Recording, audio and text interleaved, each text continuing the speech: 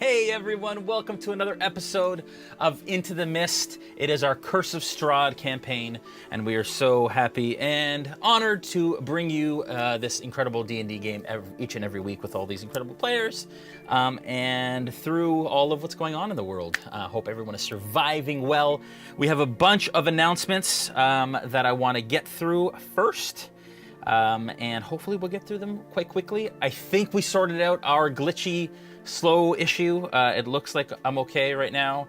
We will see how it progresses throughout the stream, but I think we are good. First off, I want to thank Dungeons & Dragons, of course, for their sponsorship. Without their sponsorship, we wouldn't be able to do what we do, so thank you so much for that. Week in and week out, we thank you for your continued support. Beetle and Grimm's tonight. They are offering 10% off their Curse of Strahd box for the duration of the episode.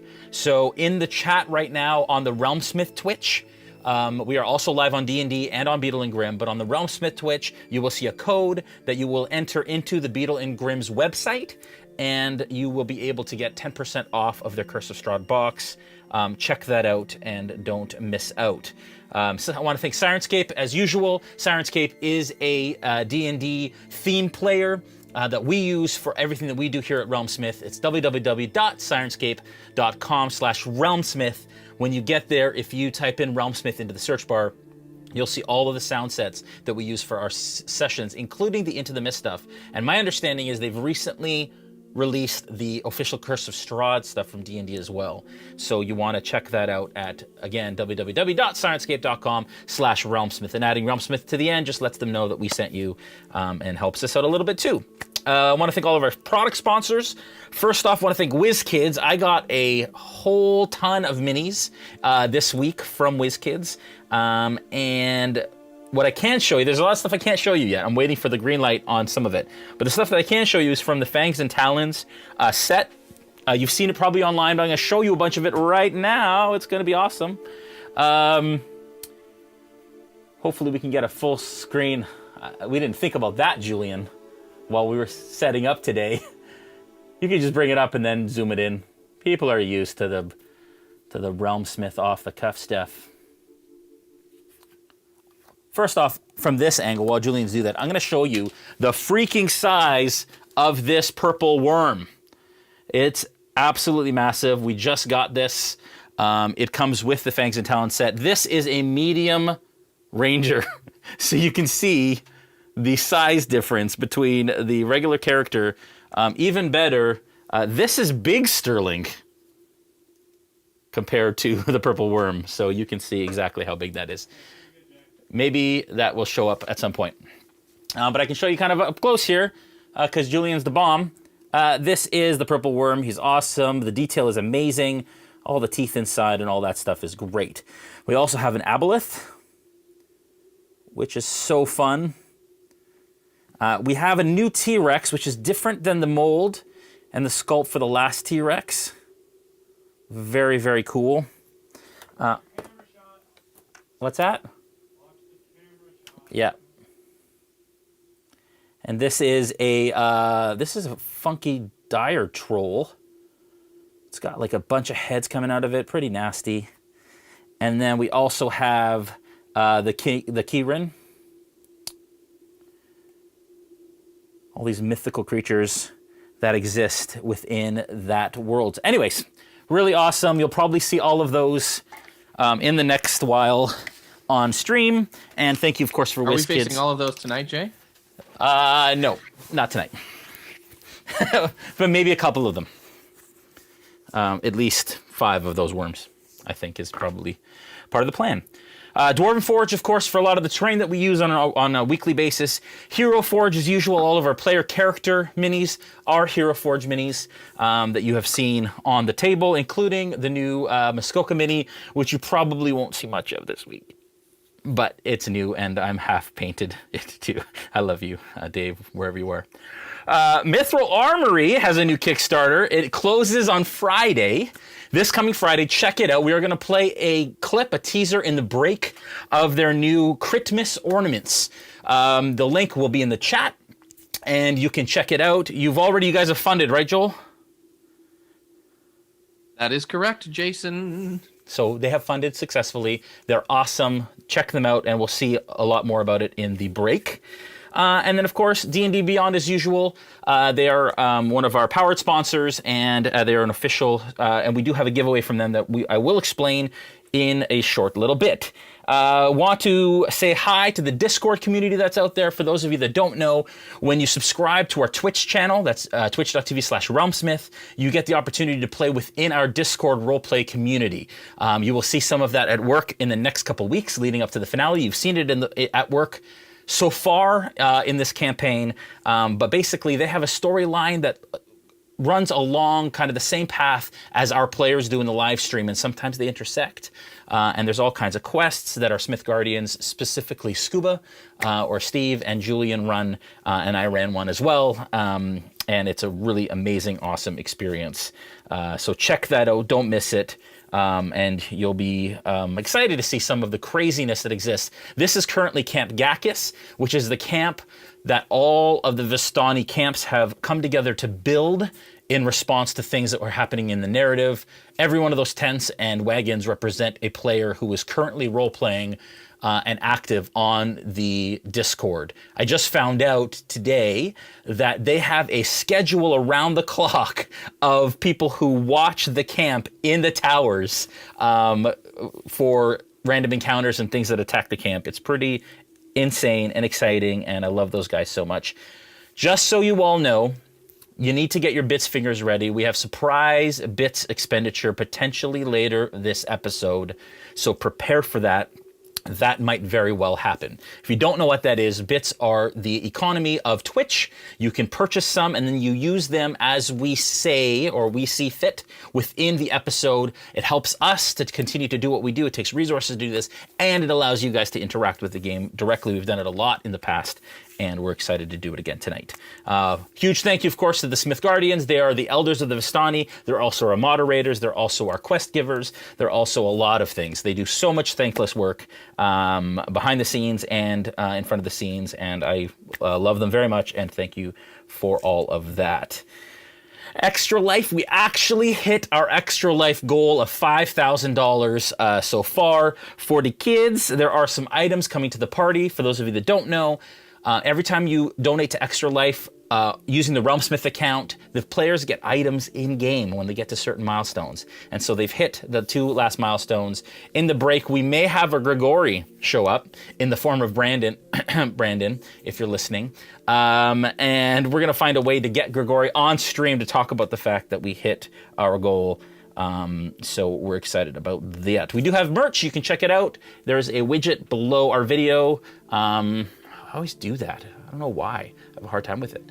But yeah, we have hoodies and shirts for both seasons, and that is another way that you can help out the stream.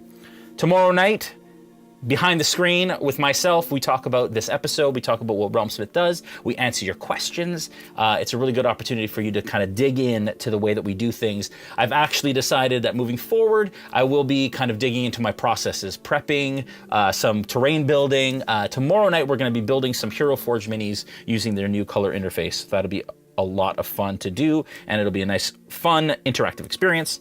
Players Table Thursday with Joel, and Joel tends to take clips and kind of dissect them and discuss them and make fun of Dave when he's not there, which is a lot of fun. And then he sings a song, and it's wonderful, so check that out.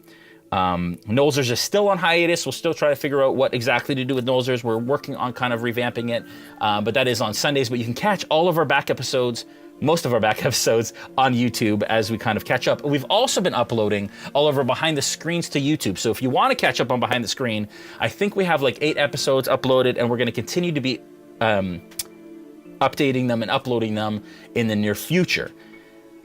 Another note for our YouTube is you may have seen some videos pop up for the WizKids Vallejo paint line. I had the honor and the privilege to curate a new WizKids Vallejo paint line specifically for their unpainted miniatures and their deep cut minis.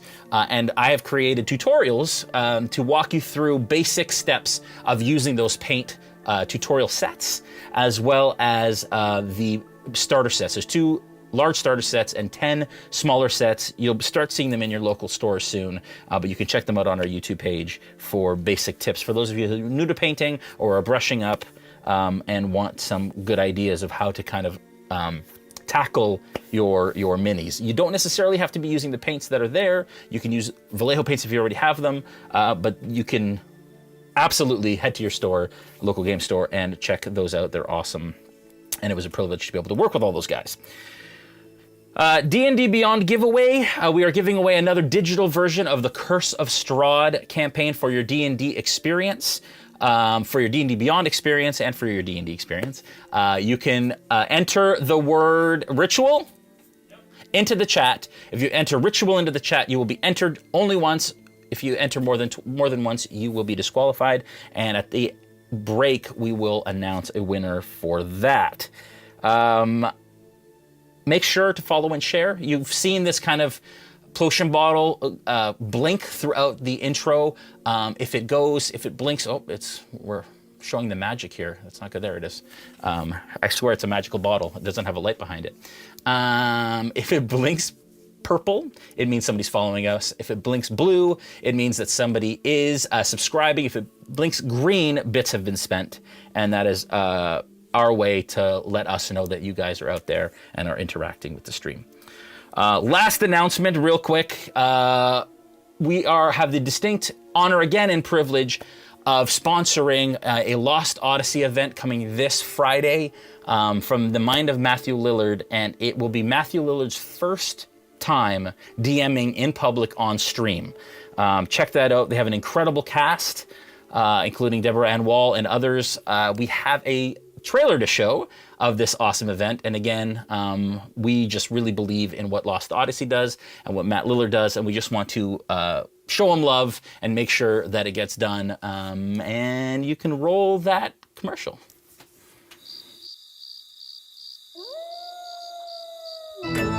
Tonight, we rise, we reign, we spread. For evil speak what lie in store. Your fate is sealed, the cards have set. Welcome goblins, welcome ghouls, welcome spirits, wizards, fools.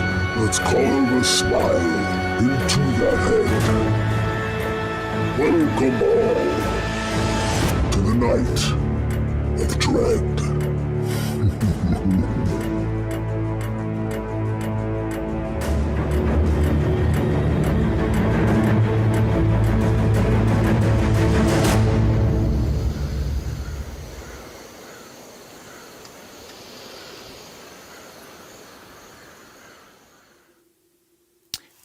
Awesome. We're really excited about it. Can't wait to see it. It's this Friday, 7 p.m. Pacific on the D&D YouTube channel.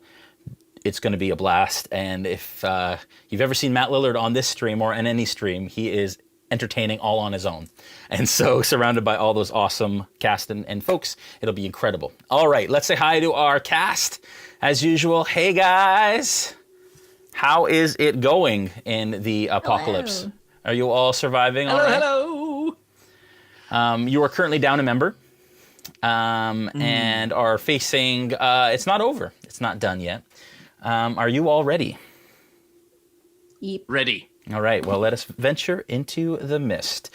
Last time around, you guys were at Yesterhill, a mysterious hill, some 400 feet at its peak, on the west end of the realm of Barovia, right next to the curtain that separates this demiplane from the others. You ventured there because the Mardukov family, who you now know are of the Order of the Feather, they asked you to help to do away with some druids and barbarians that had some devious ritualistic plans that they needed you to help to quell. You headed over there, you used Muskoka as bait, and him and an invisible Ezmerelda headed up the hillside and to try and see or try to understand what exactly was going on. When they reached the top, they were ambushed by a ton of druids and a ton of barbarians. and they were all caked with gray makeup head to toe. By the time the rest of the party got there, Ezmerelda was down, Muskoka was down, and Strahd appeared, seemingly bringing some sort of captive wrapped in silver chains on the back of his nightmare. As he offloaded this individual, he was being carried to an effigy that was built by the Druids to honor Strahd, it appears, at which point they started a ritual. They started to dance, they started to sing. And it was at that point that something changed in the plan. They decided to use Muskoka instead of this individual that was brought by Strahd. Muskoka was They decided to use Muskoka, or you decided to use Muskoka? There really isn't a difference, Joel. Okay. I am them, they are me.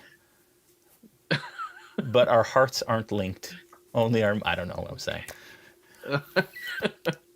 Either way, he was hoisted up onto the effigy and then entangled inside and enveloped within the effigy.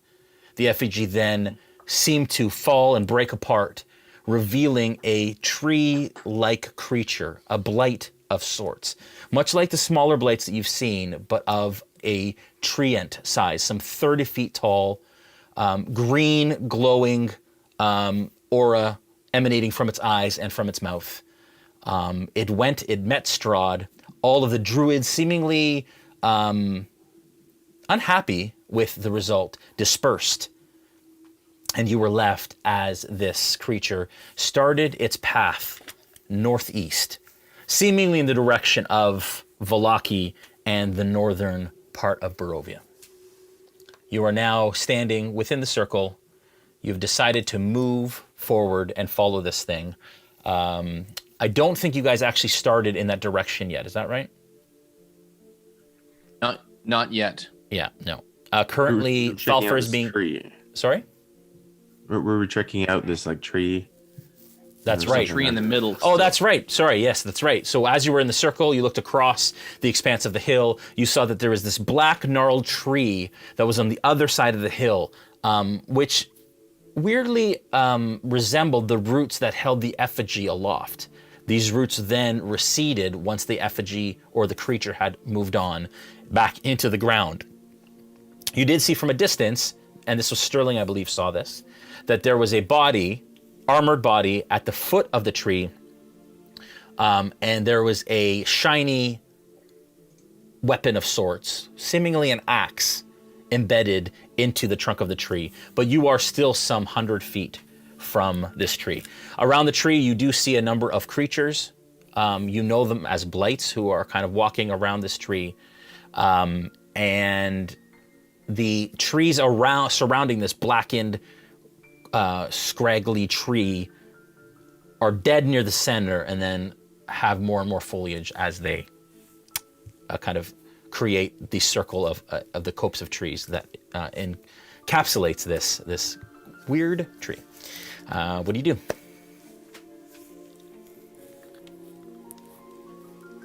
Yeah, I would like to cast Cure Wounds on myself, but I'm unconscious. Yeah. So I can't. You can't do what anything. I want to do. Those of you that are conscious, is there anything you'd like to do? Should we take a look at this tree? Yeah, should we see who that is under it? They may have something of use that will help us to help Muskoka.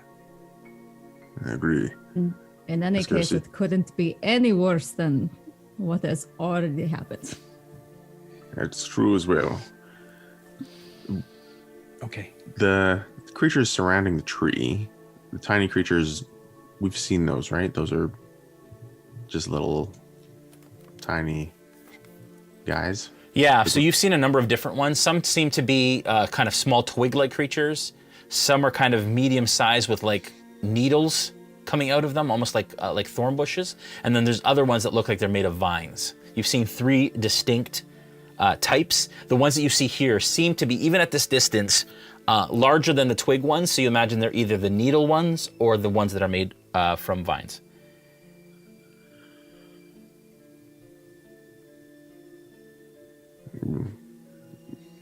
What do you make of those creatures? Do you think we can take them all? At this point, I'm angry enough to try and do it myself. That's what I like to hear. Shall we? Yes. Let's. I just heavy sigh.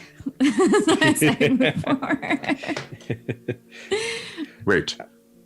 Before you start, let's see, we may need help from Falpher. And I'm going to use my last spell slot. Cure Wounds. Okay. Falpher. Okay. Put my hand on him and... Phew.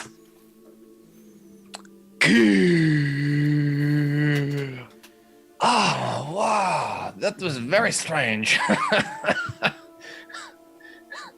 No time to explain.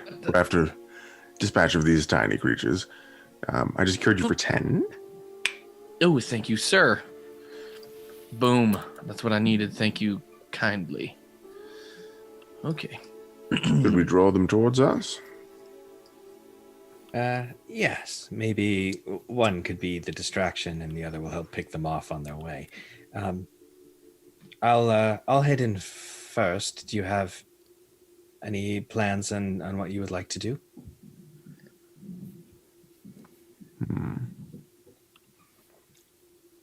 Well, Falpher, would you prefer to be in behind for this? Yes, I know you and Ezmerelda have had a rough time. I was going to suggest perhaps I could stand back there at behind the wall, perhaps even pretty far back. In fact, I feel like we're running away right now. But I mean, if you need me to stick around... Well, I can take you out of the harness if you want.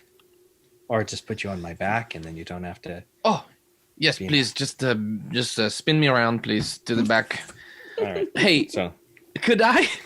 DM... Yes.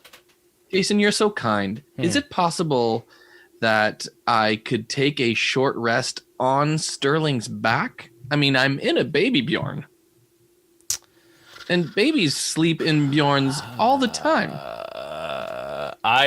Depends on what's happening. If he's just walking, fine. If he's in combat, probably not. It would require some sort of check. Okay. All right. It's good to know. Because I'm a kind DM. Thank you, sir. Okay, what do you do? pay for that later. So yeah, if you could, Sterling, just put me behind you. I will see if I could recuperate myself. All right, so I flip you onto my back. Okay. And yeah, so I'll walk towards the blights slowly, trying to kind of aggro them away from the tree to come towards me. Okay, give me like a intimidation check, I'd say, as you're trying to kind of like approach them. And I'll help with that. I'll walk with you intimidatingly. okay, give him your intimidation bonus, please. Your bonus? +3. All right, so that's a 15. 15. All right. So as you come out, how close do you want to get? Because I mean, you're some 100 feet away from them at this point. You kind of start to and they're just milling around, not seemingly aggroed at this point. Okay. Can I guess... can I just quickly before you do anything, can I just quickly cast a Cure Wounds 2nd level on myself, please? Yes. Thank you, sir. And how many of them do we see at the moment? You see what appears to be probably like a dozen. Okay. Listen, Sorry, no, if it's sorry. okay with you guys. Half a dozen. About 6 of them. Okay. If it's okay with you guys, I'm going to hang back and try to fight them back from here. Because if I get too close, I don't think I'm going to be of any use to any of you. Absolutely. That's not a problem. That's fine. But if I do see that things go sideways, I will come. Don't worry. I promise. Thank you. Thank you. Baston So is on hearing it, this- or whatever. Hearing this from Ezmerelda, feeling kind of like I was pointless in the last battle, that it was useless, and she took a lot of damage. I'm going to use my Cure Wounds last 2nd level spot on her as well. So that's 2d8 plus 4 of healing for you, Ezmerelda. Aw, thank you. So go. Sorry, I will roll that for. Oh yeah, that is a 14 points of healing. Ah, thank you. I very much needed that. All right. Okay. As you start to approach, how close do you want to approach, Sterling? I want to just kind of approach loudly and intimidatingly and see if I can draw them away from the tree. Okay, so basically up to the point where you get close enough that they notice you. Yeah, and they start to approach on their own. And if they don't, Yeah. then I'll just go straight up to them and start. Okay, You know. so you get all the way to the outer rim of trees, and there's like 3, not concentric rings, not ordered rings, but kind of the outer kind of full trees that form this copse. And they're not incredibly dense, and they're not close together because you can see the Gulthies tree, I'll call it the Gulthies tree, this scraggly black tree through them, clearly in the middle, especially because the trees that are really close to it look like they have died and are just bare. You do notice, though, as you approach this tree, that it appears to have something oozing out of it, some sort of kind of dark liquid that oozes out of parts of it. As soon as you hit that outer ring, they all kind of turn and look at you. Okay.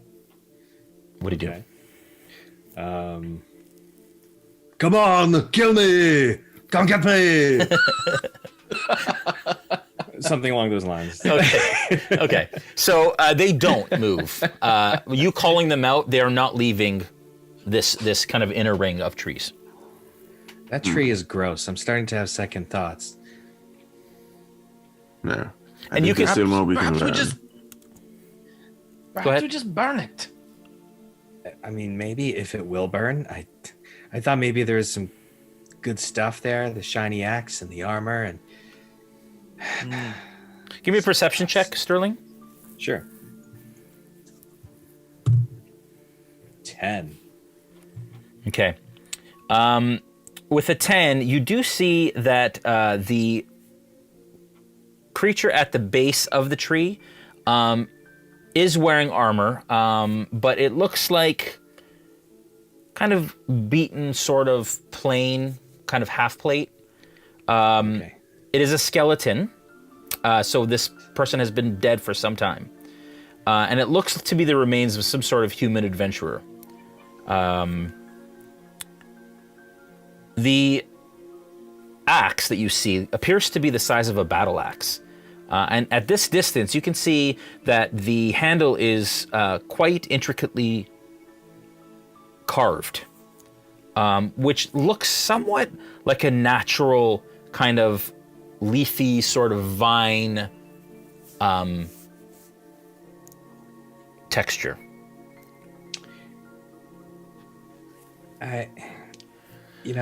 Now that we're getting closer, I'm starting to think that maybe there's less of value to this course of action. What do you think? Why do you say that, my friend? Well, I see the armor is. I was hoping it was a full plate set that, I would help me to be stronger so that I could stand in front of you guys and take the hits. But the axe and the tree, it looks fancy, but I don't know if there's anything actually. It's more of a battle axe. I don't know if it's gonna help us so much. I'm sure Muskoka would like it, but he'd probably like to have us, try to save him first. Is there no way we can detect if the battle or the axe is magic or something? Not by my skill. Would any of you have that? I can take a look. Would I be able to check that from this distance? Are you with Sterling at this point, or are you still kind of waiting back a little bit? No, I came with him. Okay. Give me an Arcana check.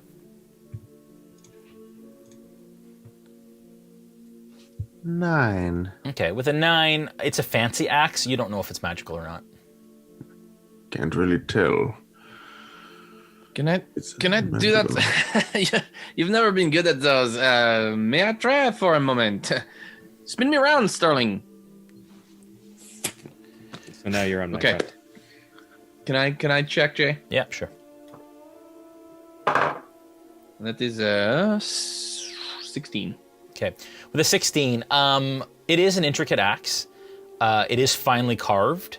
And you know typically weapons of this make, though you can't know for sure if it's magical without some sort of magical means, you know that the more fancy the item, the more chance it has that it's potentially magical. So, and you do see, even at this distance, maybe some inscriptions, but you're not totally sure. Okay. I will say that from here, it seems like that axe could actually be quite valuable. Perhaps we go and do a little bit further investigation. Do you really Jay, think so? last, well, at least from here. Okay, kind of DM. Last session, there was, you'd said there was on the wind a voice that was beckoning me in a specific direction. Mm-hmm. Is that still influencing my decision making right now? You remember the voice clearly. You felt in the moment incredibly compelled, but there's no evidence of that voice currently. But it was telling you to go west. Okay. But it's not okay, but I don't feel compelled at this moment. I do feel like I can go towards the axe and it wouldn't interfere with my cool. No, I really think, my friends, we should go find a way to get that axe, because perhaps it will save us with the wicker cabinet that our friend is now sucked into the chest of. So are you saying that you'd like to help us dispatch of these tree people? I will help, of course, from a distance if I can. Would you like to get down then? I mean, yes, Sterling, fine. Put me down. I will be far away while you dispatch, with my help, these very small, easy to beat creatures. All right, so I'll pick you up like a toddler and put you down. Okay, because I am like a toddler. So You're toddler-esque. I'm toddlerish. toddler-esque. Okay. All right, so I guess we're continuing forward. You got our back. Okay. Yep. Approach slowly. I don't Yeah. trust. And I'll draw both my my hand crossbows. Okay. What is your marching order? I'll be up front, shield out, magic longsword at the ready. Okay. Next. I'll be like just one step behind him. Okay. Falpher I will be last. and Ezmerelda. I'm probably going to be about 60 feet or so behind. Okay. So you're I am way, like, I'm Yeah. back there. Yeah, you're And back like occasionally halfway just between. peeking my head across. Yeah, you're halfway to the circle basically. Yeah. Okay, all right. You take a few steps into the copse of trees, and as you do, you see them start to kind of like lower a little bit and take like a defensive stance. The closer you get, the more threatened they seem to be. Okay. Are we still on this course of action, Dmitri? Is this a good idea? I'm a little nervous. Should we fire a shot from a distance first and maybe draw them out? I mean, I tried to yell at them and that didn't work. So, yeah, Maybe okay. they don't respond to our language. I could perhaps throw one of my arrows in there. Yes, try it. Okay. So I'll shoot one of my arrows into the middle of these creatures. And you're attempting to kind of shoot it, not to hit one of them, right? That's right. I just kind of want to see. I want to avoid hitting one. Okay. Attack roll. I'm trying to gauge their reaction. Attack roll, please. Attack roll. Yep. Okay. That is a because have awesome actions with bows and arrows. I will do. So that's a 22. Yeah, with a 22, it goes exactly where you planned it to. And the ones that are around it kind of watch it and go to the ground, and then they kind of turn around and they look at you again. They don't seem to want to move from where they currently are. So they're all just stopped and they're staring at us. Yes. And at this point, you're probably, I'd say, about 20 feet from the tree. And they're about 5 to 10 feet out in sort of kind of, not a line, but kind of a semicircle around the tree, facing you. Okay. So they're 10 feet away? Yeah. Okay. Sterling. Pretty close. Yeah. I'm kind of looking over at the guys Sterling. like, what are we doing? I have an idea. If we keep their attention in this direction, maybe Falpher can go around undetected? Maybe, but how do we shout that to him without them hearing? Well, I'll go tell him. All right. I'm just going to stand right here. I'll walk backwards, and then I'll reach Falpher. Falpher, what do you think of this plan? Say, Sterling and I distract them from this side, and you sneak around undetected. Perhaps you'd be able to get through without even starting any sort of trouble at all. Bran. Yes, I like it. Let the little one get by without the notice. Okay. Exactly. So I will. But Dmitri, one thing. You must make sure, promise me, that you will keep their attention, because I do not want to die. And so I'll just leave, and I'll go around trying to avoid their attention, Jay, trying to sneak around. Okay, so to speak. so you got to basically, like, you back out of the copse, and you kind of block line of sight. You go around a tree. I'd like you to roll a stealth check, please. Okay. Oh, that should be enough, right? That's a 10. Okay. All right. You kind of get behind a tree, and you start to kind of like slink. And I mean, you think you're doing okay. It looks like they're kind of focused on, but you're not sure. Okay. Cool. Okay. How far around do you want to go? I want to go as far as I can to get to the opposite side of where they are. Okay. So at this point, you're able to get like halfway. Sterling and Dmitri, what do you do? Yeah, so while he's sneaking, I'll just work my way back up to Sterling, and I'll kind of sidestep in the other direction just a little bit. Okay. So that to pull their attention. Yeah, they're all kind of like just kind of swaying, looking at all of you. You do notice a couple on the right start to circle right and are looking out the direction of the edge of the tree line. Okay. I'm going to start walking forward casually. And if they make any aggressive action to try and attack me, I'll take it from there. Okay. You take a step forward, and you notice that at this point, you've stepped into the area of what we'll call the dead zone. Basically, the grass is all dead. The trees in this area are all dead, almost in a 5 to 10 foot radius around this tree. Immediately, they kind of tense up, and you see them tense. And you look quickly up to the tree, and you recognize or you realize that what's oozing like sap out of the tree appears to be blood. And the color, the deep crimson of blood. At this point, all of them kind of bring their arms out to either side and then basically shoot their chests out as a volley of needles fires in your direction. I'd like you all to roll initiative, please.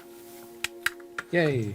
A volley. A volley of needles. That makes it sound dangerous. Is this dangerous? Because It might be a little dangerous. I don't know.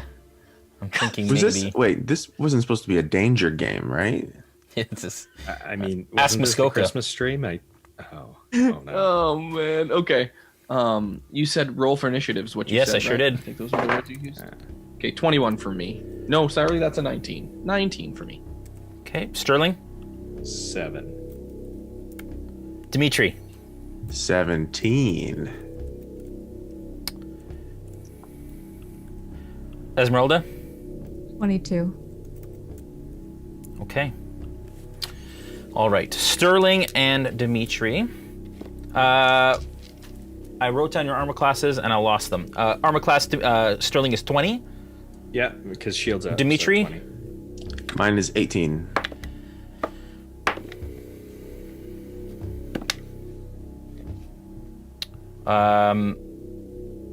That's one hit for Sterling.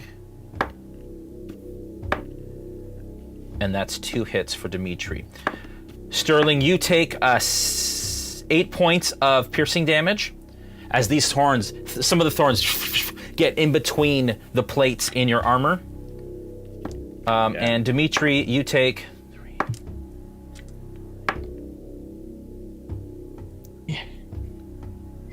11 points of piercing damage as the needles into the front of your torso.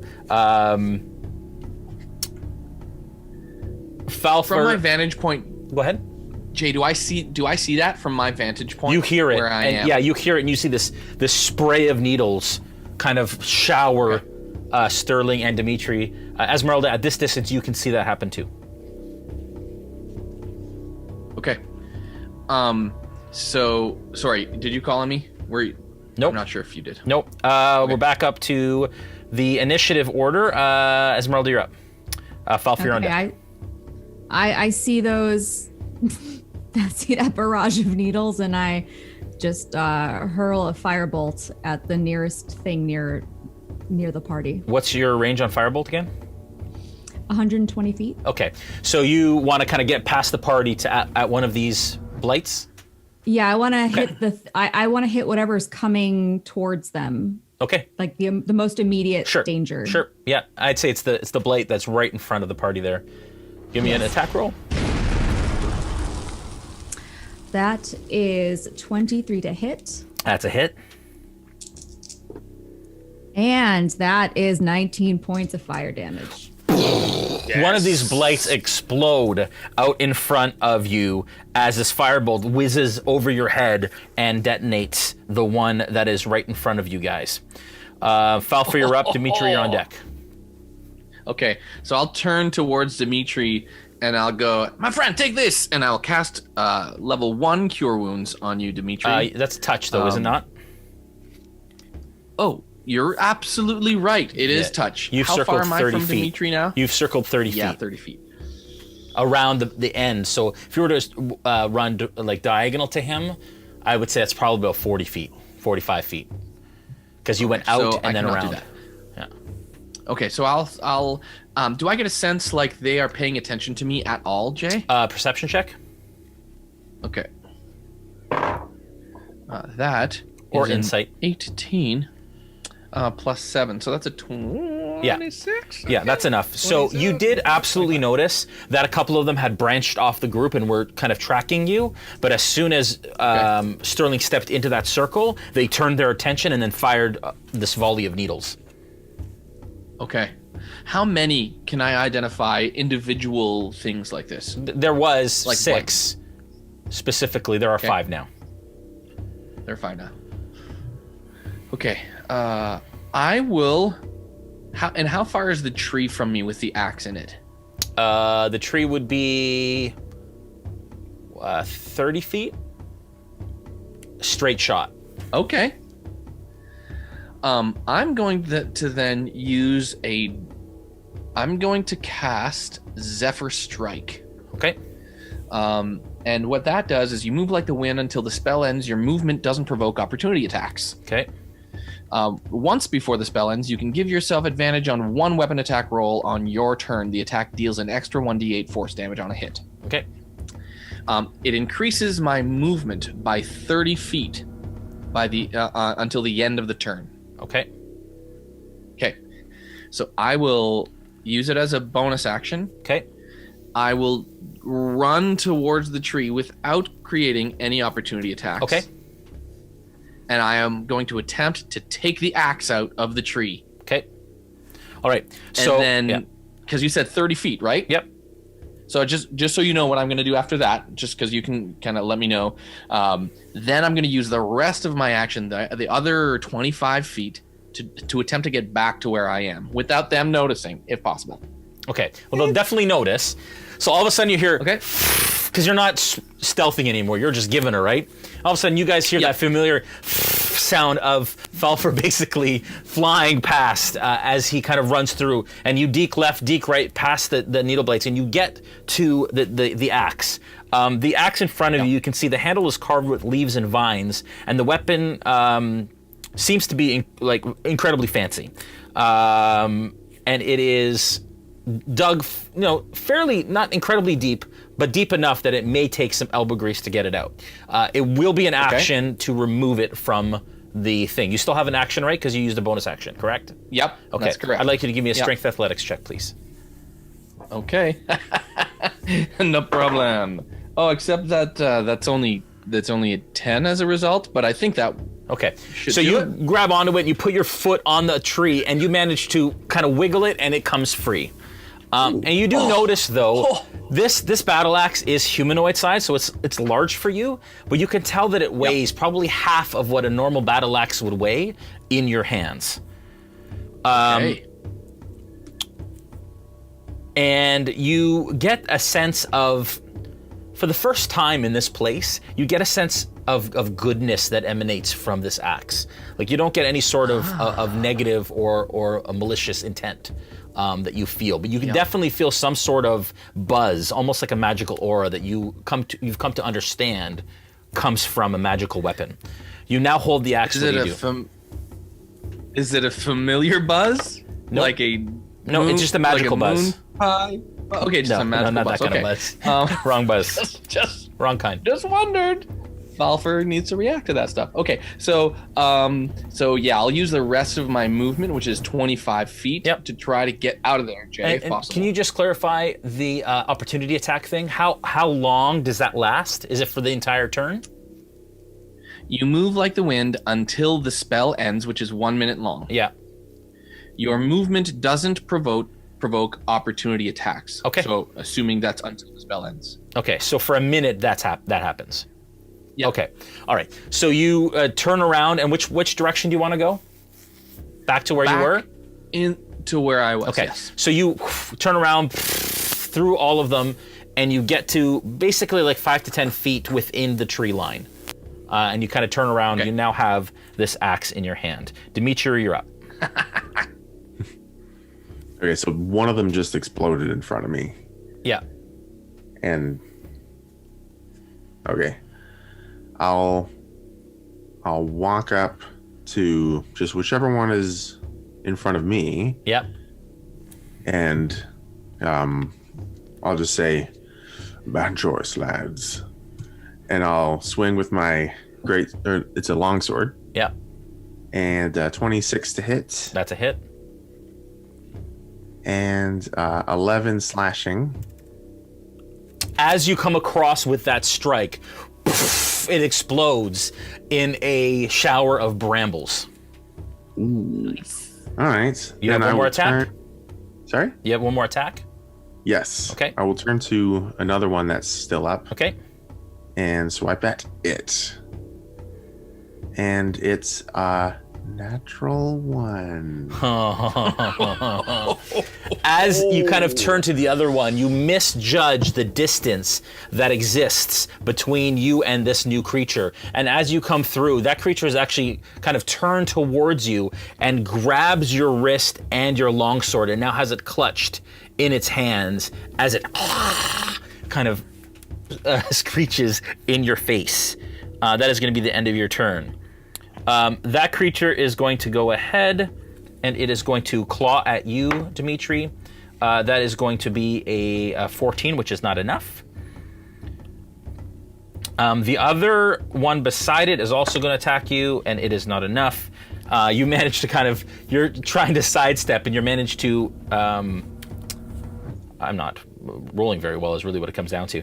And then the last one shoots another spray of thorns in your direction, Sterling, but this time you manage to bring your shield up because it's only from one of them, and you block all of the needles that attempt to hit you. Is this a situation where my sentinel feat would work? You're not beside anybody anymore. What is it, 5 feet? Yeah, I think so. Yeah, Dmitri has now moved into hand-to-hand combat with a couple of them, so I imagine that he was a little further from you than that. At this point, you guys start to hear kind of cricks and the sound of almost like undergrowth and foliage shifting. And Ezmerelda, from your vision, you see brambles that existed around the base of these trees starting to come to life. As what you think might be a dozen of these twig blights, the ones that you saw before, start to rise up from behind the party. You guys also see this happening around you. Falpher, around your feet, you start seeing these twig creatures come to life and animate. 4 of them are going to head in your direction, Falpher. Okay. What's your armor class again? 15. Okay, that is going to be 2 manage to claw at you. So as they come up, you start to kind of sidestep as 4 of them attack you, and you manage to sidestep 2 of them. But you get hit with... You're lucky. 4 points of piercing damage as their claws kind of slash at your... And you're basically like the same size as these guys. So it's kind of an eye-to-eye sort of confrontation. I don't want to hurt you. Just let me go. And I'm gonna yell out to the rest of the party. Just in that response, I'm gonna say, "Let's disengage and go save our friend." Okay. That said, the other 4 are going to attack Dmitri. Oh, sorry, Dmitri. 2 manage to attack as they kind of start to close in on your... Oh, I'm not rolling well in this D4. You're lucky. 7 points of damage as they start to claw at your legs and feet. 4 of them close in on you, Sterling. Mm-hmm.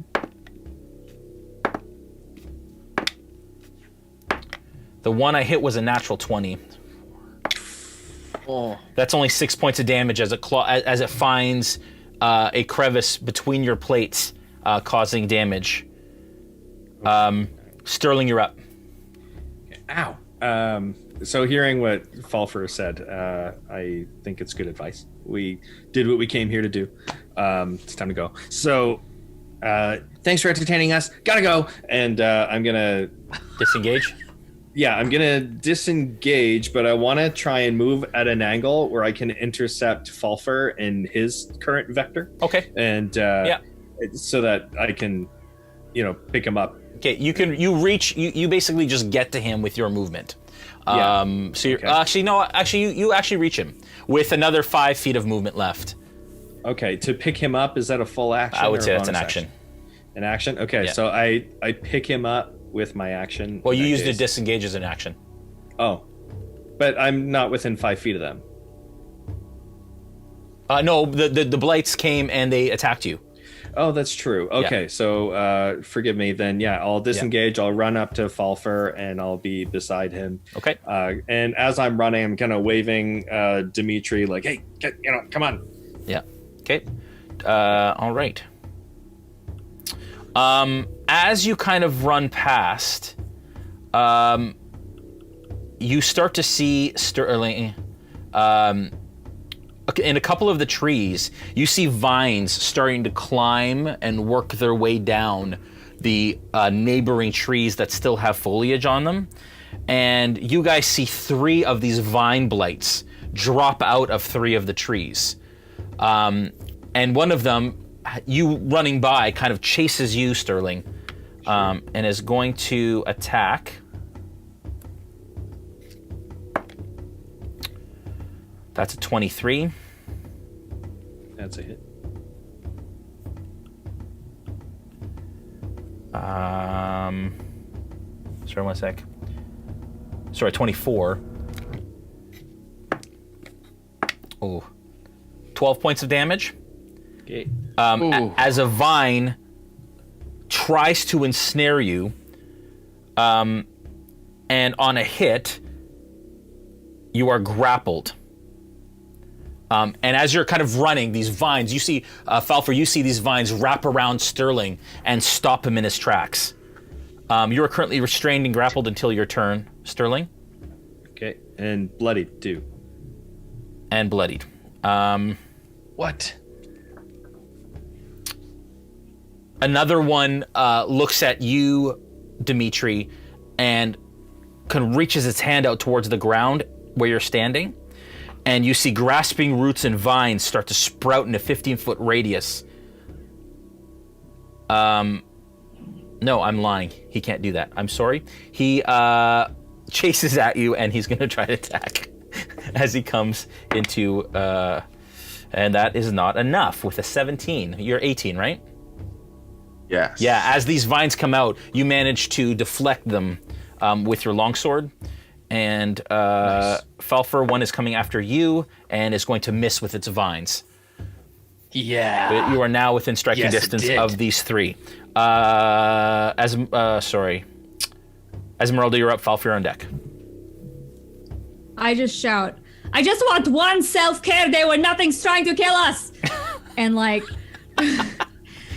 and not wanting to hit Sterling, Yeah. I'm going to cast Firebolt on the Vine Blight that's near Dmitri, hoping Okay. that Dmitri can go over and free him. Okay. And I rolled, that's a 25 to hit, That is a hit. and 11 points of fire Okay. damage.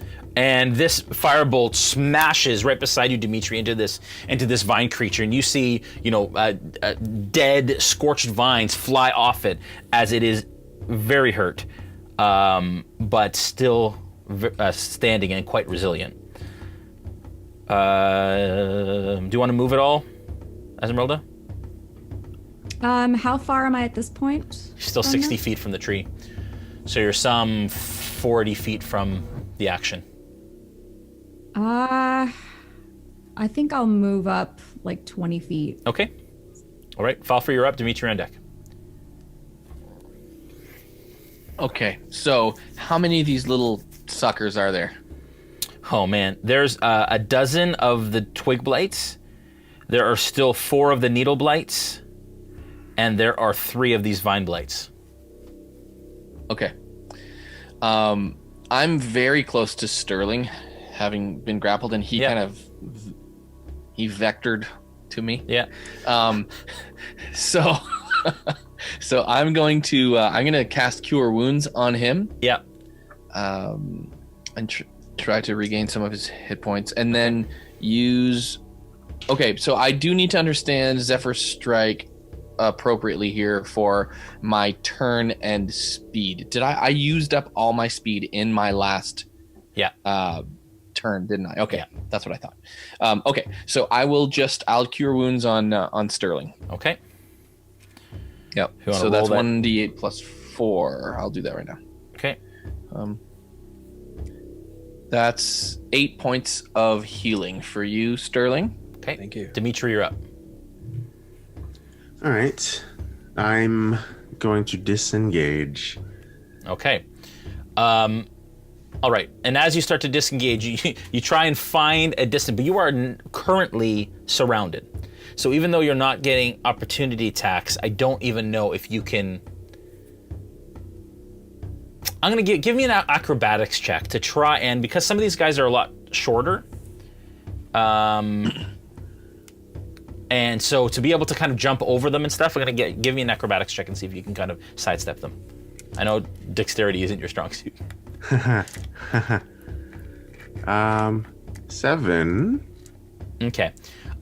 With a 7, I'm gonna say that you kind of, that you manage to move half your distance. And so what's your full distance? So 15 feet? I'm going to treat it like difficult terrain. And so I'd say that you kind of are able to move over them and around them and get free, but you've only moved 15 feet at this point. Wow. Okay. Okay, so basically just to the other side of this big group of creatures. All right. Okay, and that was disengaging. That was to be able to do disengaging. that. Yeah. I just cut your movement down because of the fact that you're surrounded. You shouldn't have been able to move, but I figured because they're so short that you can maybe even like try and sidestep and jump over them.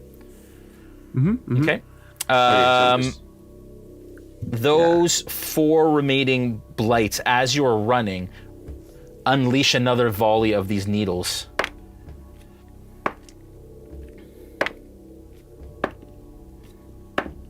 Oh man, as they go all over the place but hit you. And only by the grace of Elune himself do you feel like you have escaped their carnage. These blights are going to turn on you, Dmitri, and kind of start to chase you at your heels. There's 4 of them. Here we go. Oh, you are... Elune has shown you favor as you feel this gnashing kind of at the back of your armor as you continue to sidestep and move. As you're still wearing this plate armor, is that right? So the plate armor I never put on. I just kind of put it in my equipment. Your sacks, so Like yeah. sized it. Okay, that's right. Okay, right. Sterling, you're up. All right, so I'm still grappled. Oh wait, sorry. No, you're not. No, you're not. I'm sorry. There are blights around you guys, twig blights.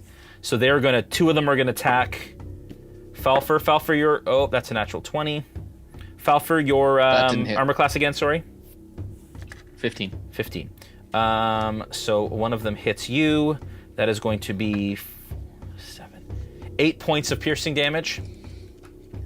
Yeesh. As Okay. the claws dig into your back, and then Sterling, you're still that was all 4 of them attacked Falpher. Sterling, you're up. All right, so I'm grappled, which means I have no movement, but I can still fight the thing in front of me, right? Well, you can give me an action to try and break the grapple. But I could still attack it anyway, right? Because it just stops me from moving. Correct. Okay, so I'd rather use my action to try and kill it. So, okay, so that's a 21 and a 19 to hit. You have disadvantage on attacks though, as a restrained creature. Right. Okay. You know what? I'll just use my action to try and break out then. Okay. So, I'm gonna try to break free. Yeah, athletics. That's athletics, which is a dirty 20. Yep, you managed to break the vines with ease. Okay. I'm. Oh man. I want Falpher to be in the harness, but I can't pick him up because I don't have the action. Yeah. Okay. What else can I even do? Do I just stay here with you, Falpher? Man. Okay. So I'm going to move 25 feet. And because Falpher's movement I know is a little bit slower, and I want him to be able to keep up. So I'm going to move 25 feet instead of 30. Okay. And towards Ezmerelda, so we can make a break for it. Okay. As you turn to go, you start to move, and as an attack of opportunity, a vine comes around you, and again closes you in as you get clotheslined from behind. It's an auto hit? No, I rolled. Oh, shoot, man. I rolled an attack of opportunity. It's an auto grapple. Bludgeoning damage, and a large or smaller target is grappled. You take 8 points of bludgeoning damage. There goes that healing. Mother Falpher. The blight that was near you, Dmitri, closes in behind you and attacks and misses. And then there was another blight. There was 2 blights by you guys, right? Falpher and... I don't remember. I can't. Yeah. I'm not There's one near keeping you track of guys. that I need you guys to make... I need you, Falpher, because you're already restrained, Sterling. I need you to make a strength saving throw, please. Falpher. Okay. Oh, yes, Jay. That is 23. Okay. As the creature that is right next to you begins to kind of do this as sprouting vines sprout from the ground and try and grasp at you, and you manage to sidestep and get out of the way, not being... but the area that you guys are in now is difficult terrain. Okay, so the whole area that we're in is difficult terrain because they're all around? Within a 15 foot. So you're at the side of it. So 15 feet is difficult terrain, which means you get half movement getting out of there. Okay. Ezmerelda, you're up. And... Sorry. Go ahead. Sorry, Joel? I was going to ask how... So Sterling is not prone. He's just... Restrained. He's just restrained. Constricted, okay. yeah. Cool. And is Sterling... Like, is it wrapped around Sterling, or do I have a chance to hit it without injuring him? No, you haven't. No, it's vines that have kind of sprouted out and wrapped around Sterling. So there's Okay. he's still... There is a part of it that I would be able to hit? Okay. Unless you roll a 1. I will take that chance. Okay. Yes, good call. Dirty 20! Dirty 20! Oh! Not a natural 20, but a dirty 20. Awesome. It is a hit. All right. That is 10 points of fire damage. Okay. Sterling, from behind you, you feel the impact of another firebolt as it shrieks through the trees and smashes this blight in the back. And the grapple, actually, the vines go limp around you, but the blight is still standing. But the impact of it caused it to let go of you. Okay? Nice. Falpher, you're up. Dmitri, on deck.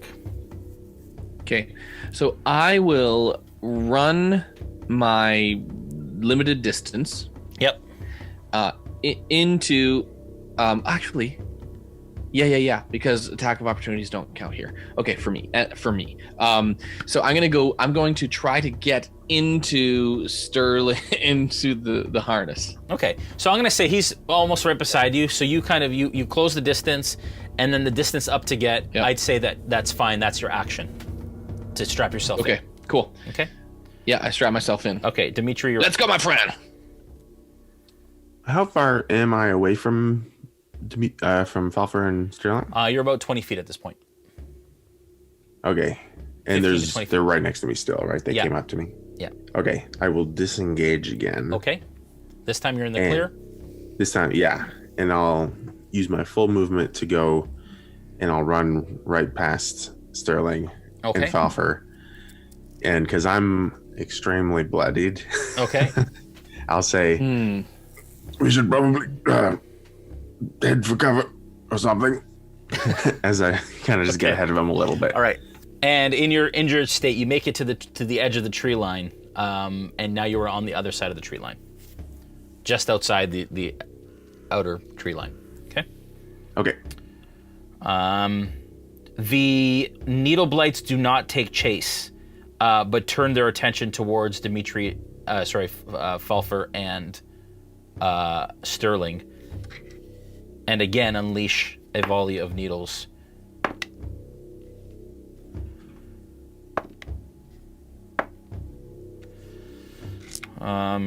Falpher, you take 3 points of piercing damage. Okay. That was a natural 20, Sterling. No. Nope. It's only 5 points of damage. Okay. As you feel into your side, these hit. The twig blights around you, there are now 8 of them. Falpher is no longer really in reach, so they're all going to attack you, Sterling. Yeah.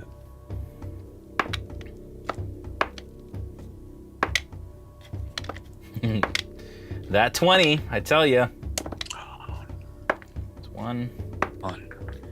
I did ask Josh and Julian to swap those dice out. You did. You It did work. No. You were taking 4 points of piercing damage from all of that.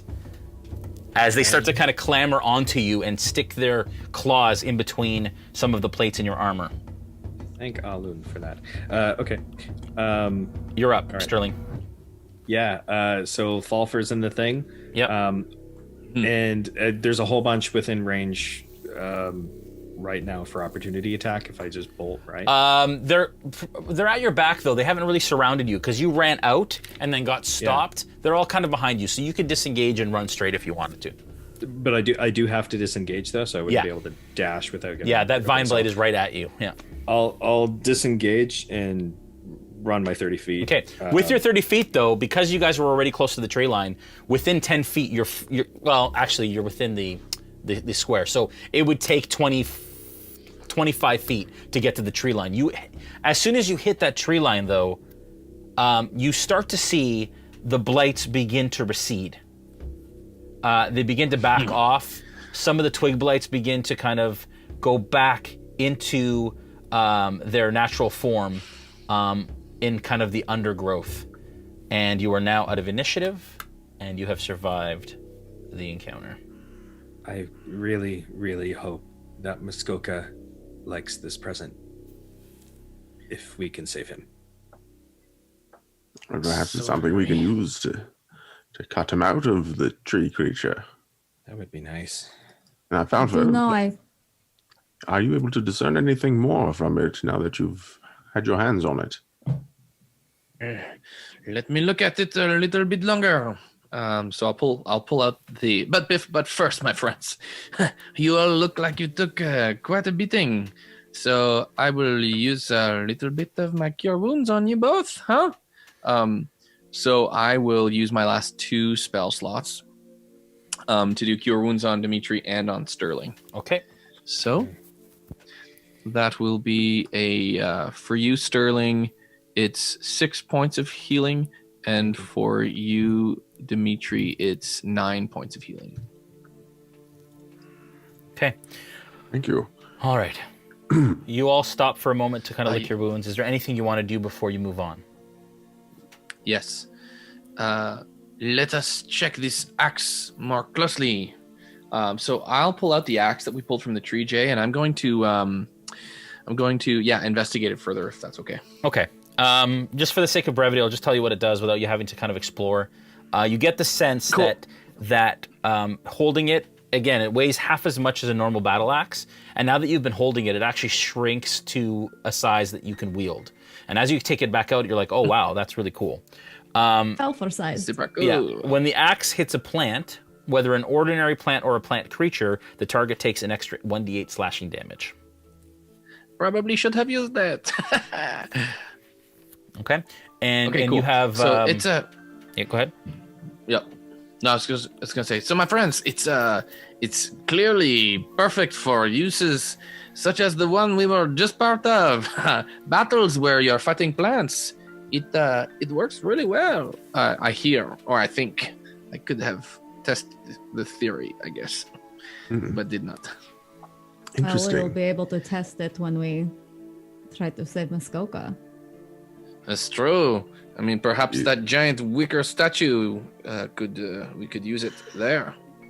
You know, I think I found something I hate more than wolves. Ah, yes, I know, right?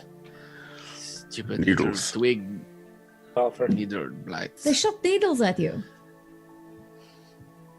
It's like rude. It's just wrong. How about we find someplace to rest? Because I don't know that we could make it through not even one more fight. Anyone else? We have been Yeah, fighting I'm done. very I can't. constantly. Agreed. What time of day is it right now? That's a good question. When did you guys head out here? I'm having a hard time recalling. I think it was. It's 9 o'clock.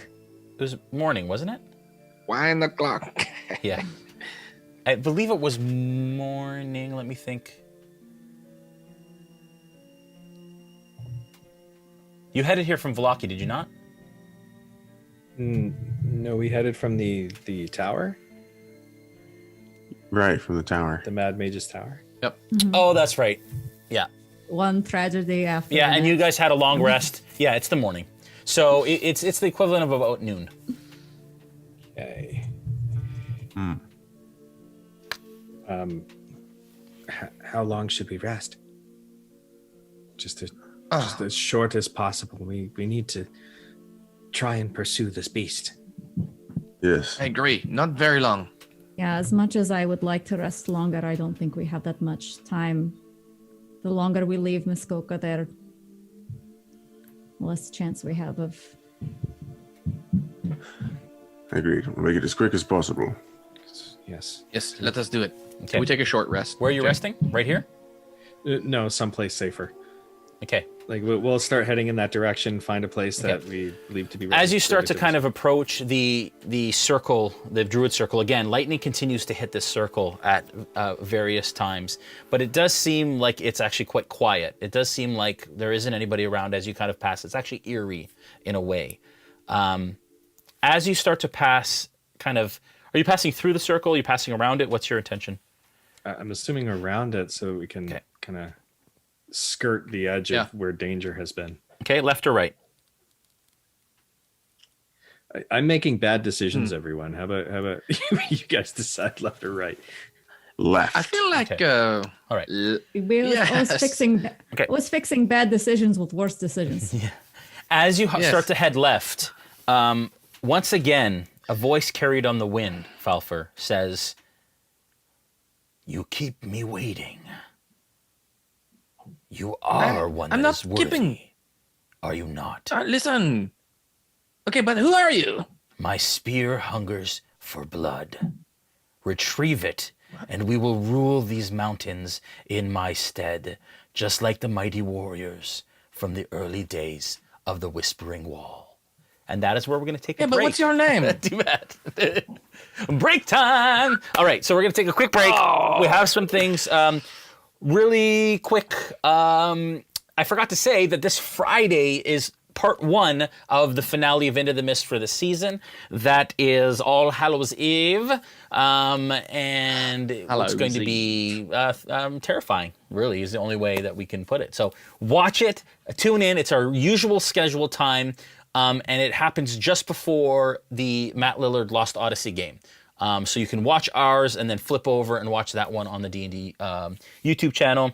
It's going to be awesome. It's going to be great. We have a couple videos we're going to show you now. One of them is the Lost Odyssey trailer again, the Mithril Armory Crit Miss Ornaments commercial, and then our new channel trailer, which I've added to the mix. We'll come back. I don't think we're going to do a lot of questions.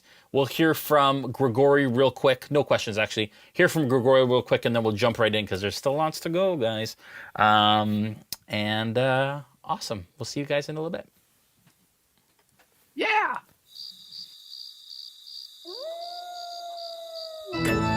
Tonight, we rise, we reign, we spread. For evil speak, what lie in store. Your fate is sealed, the cards have set. Welcome goblins, welcome ghouls, welcome spirits, wizards, fools. Let's carve a smile into that head.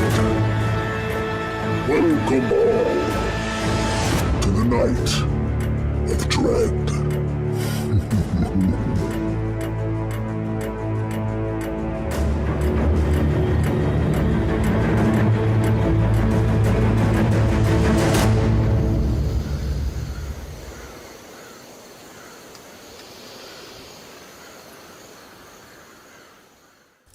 The Night Before Christmas, a poem by M.R. Murray. 'Twas the night before Christmas, when all through the shed not a creature was stirring, not even undead.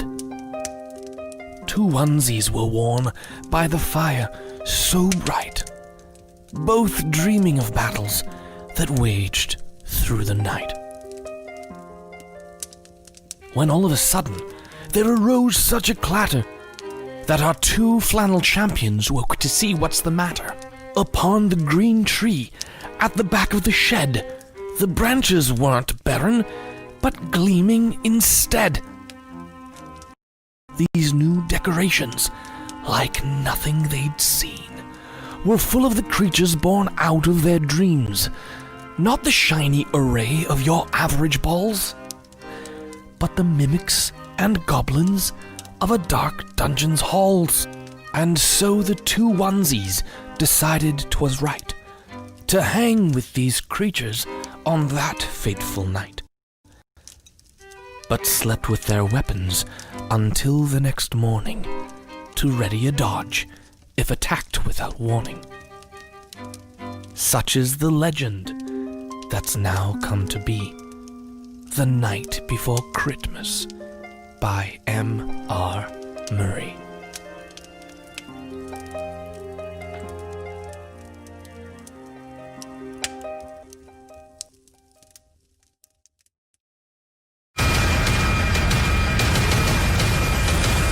What does your wandering eye see? Can I touch it? Take this miniature and I'm going to spray it with a matte varnish. Things that you've done in your career. Lucasfilm, Uncanny X-Men, X-Men Gold. Basically a column of smoke where your wagon used to be.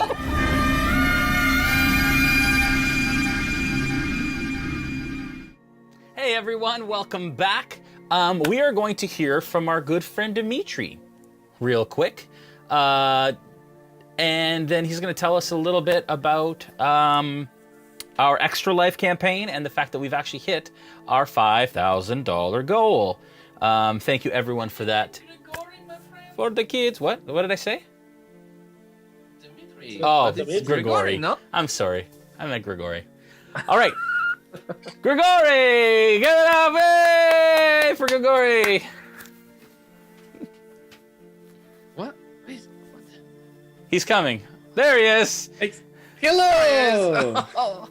Hello, Wow. everybody. I am a Grigori. Look at this thing that I found in the Earth Realms. It's called a hoodie. Now, I am here to tell you about Extra Life and how, yes, through your generosity for the kids, you have brought us up to the goal of 5,000 Earthling dollars. That's like 5,000 gold pieces. It's amazing. Thank you so much for all of your great, wonderful generosity. This goes to help the kids that through Extra Life, which supports Children's Miracle Network hospitals. If you would like to donate, please go to twitch.tv/RealmSmith or go to Extra Life's website. You can look them up. I believe it is extra-life.org, if I recall correctly. Someone can correct me if I am wrong. And type in the search bar RealmSmith, and there you will find another possibility to be able to do some donation. Your generosity and goodness has helped the kids, and once again, we thank you. Thank you so much from the depths of our hearts. All right, so long, everyone. Bits, fingers ready. Hey everyone, welcome back. Apparently you heard some of our bio break conversation. But that's okay. Nothing was said that will incriminate anyone, I don't think. Not me. We are about to draw a winner. And the winner today of the D&D Beyond digital version of Curse of Strahd for your D&D Beyond experience is Artist Cryptok. Artist Cryptok, you are the winner. Congratulations, and thank you for watching tonight. You guys ready to jump back in here? Dmitri is not. Let's do it. Dimitri gave let's up. do Oh, there it. he is. Oh, there he is. That was weird. Wow. He just unveiled He himself. misty stepped right into there. Yeah, You was great. summoned me. it was awesome. Okay, let's jump right in. For the sake of brevity, there's lots of it to go still today in the rest of this session. All right. You all have a short rest. You heard that voice, Falpher. Is there anything you want to do with that voice before we continue on? I'm like, okay, disembodied voice. What is your name? Where do I go? What is this spear you speak of? Yeah, you Why feel are you doing this to me? you don't hear any audible or any response at all. It left as quickly as it came, but to the west, towards the cairns, you feel drawn in that direction. But I don't know any Cairn. Oh, the Cairns. The sorry. Okay. What did you just say? Okay. Oh dear.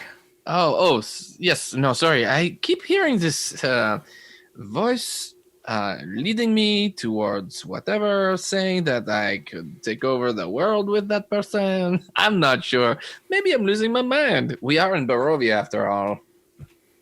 Was it the axe that was talking to you or something else? Perhaps, but it would be weird because the axe was telling me about a spear, if that was the case. In which case, I think the axe is having identity problems. I think maybe it might be all in your head. Although I can't wait, rule anything you out did not earlier. hear? None of you heard that? And that voice wasn't the hag? Listen, Falpher, I have concerns. We've all heard voices from one time or another. I have the same concerns. What? I'm a little worried about you, my friend. Maybe the moon pies or dream pies or whatever, they're getting to me again. I don't know, my friends. Let us go save Muskoka, and I will ignore this voice for now. Shall we? Okay, but if you hear it again, just let us know, okay? If I promise you, if I hear it again, I will call for you to come and maybe listen by my ear or my brain, and you can maybe hear it with me. I don't know. I'll try. Yes. Sure, buddy. And I pat him on the shoulder. Okay. So do you guys continue on past and away from Yesterhill on your kind of way up the path? Is that kind of the idea? Finding a place where you can rest.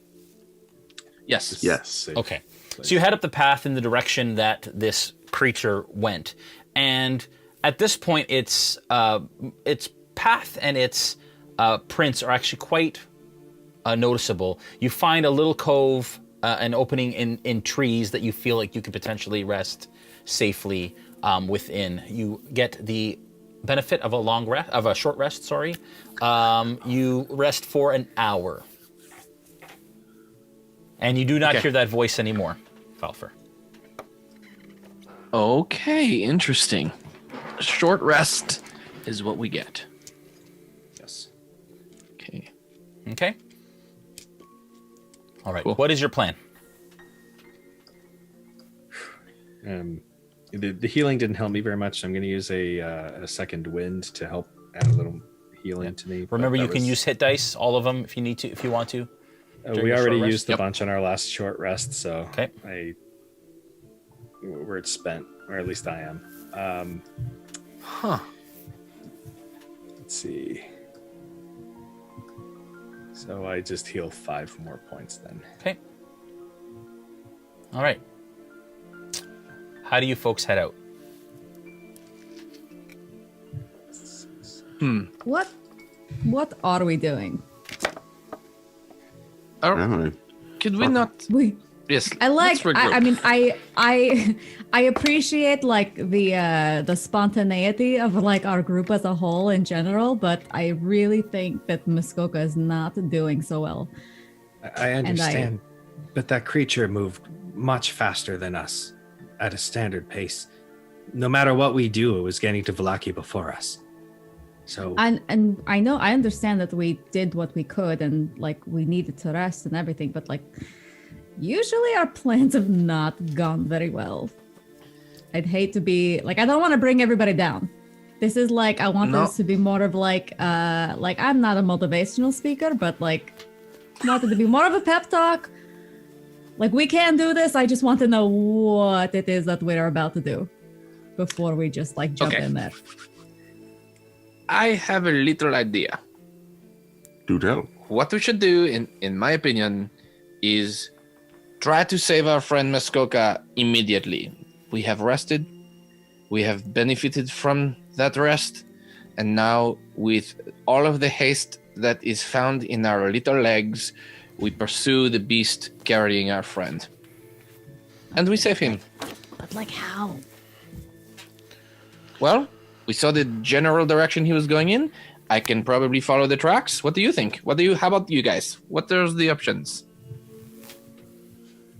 I would be willing to die to save a friend. I will fight to the bitter end if we must. Yes, I think catching up with the creature is first on our to-do list. And then once we find them, I suppose we chop it with the axe and do other things too. But Yes. I guess we won't really know the best thing to do until we kind of have like a better layout of the area. So maybe we put the pin in this right now, but then like come back when we're like, I just don't want to jump in like straight away into something without having some sort of like game plan. exactly. I'm expecting, well, I think it was going to Vallaki, and I'm expecting that it would still be there once we arrive. Maybe battle will have already ensued. And we already have an idea of the layout of Vallaki. Could we talk about this as we walk? Oh, yes. Yes. I think, yes, as soon as we have the creature on our sides, we should stop and assess, like you said. So the plan is we try to track the beast, disembowel it, and hopefully find our friend Muskoka in its bowels. Or, well, not it. You know what I mean. And then we pursue the rest of our endeavors from Yes. that point. Yes, I think so. Okay, I need a marching order then, for if you guys are heading out. Considering that you're tracking Falpher. Yeah. So I will be I guess I'll be at the front tracking. Can you track from the Bjorn? I'm at the front if I'm in the Bjorn. I would say That's no. true. I would say that you'd have to be on the ground looking at tracks. Like it's not just a visual thing, right?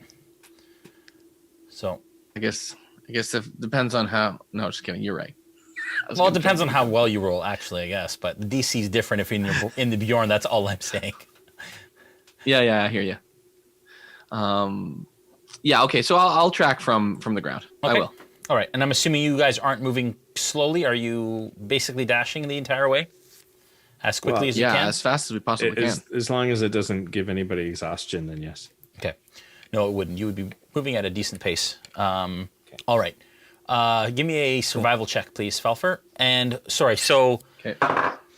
marching order is Falpher in front, then I'm assuming Dmitri and Sterling kind of behind, and then Ezmerelda at the back? Yeah. Yep. Okay. All right. That is a 17. A what? 17. Okay.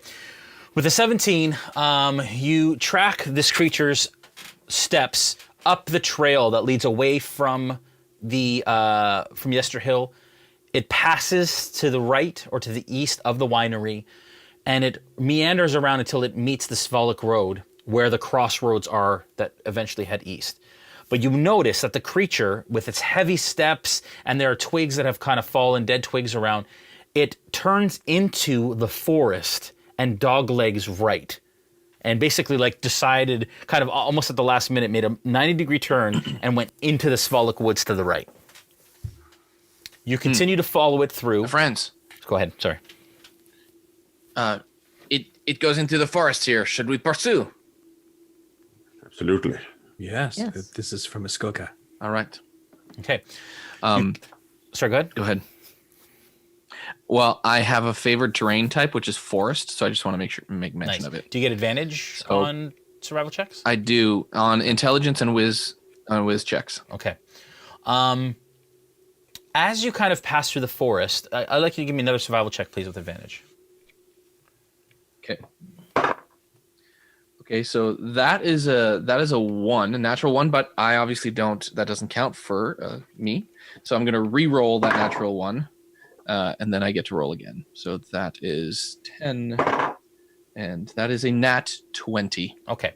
So With a natural that's my- 20, you notice as soon as it turns into the woods, you see, and with a natural 20, it's very clear that there are little skittery marks that from time to time converge with this larger creature. And this larger creature just basically like walks through the forest, and it's breaking branches and it's kind of getting around. But you notice that there's little creatures that are almost joining it and then disappearing when they join this trail.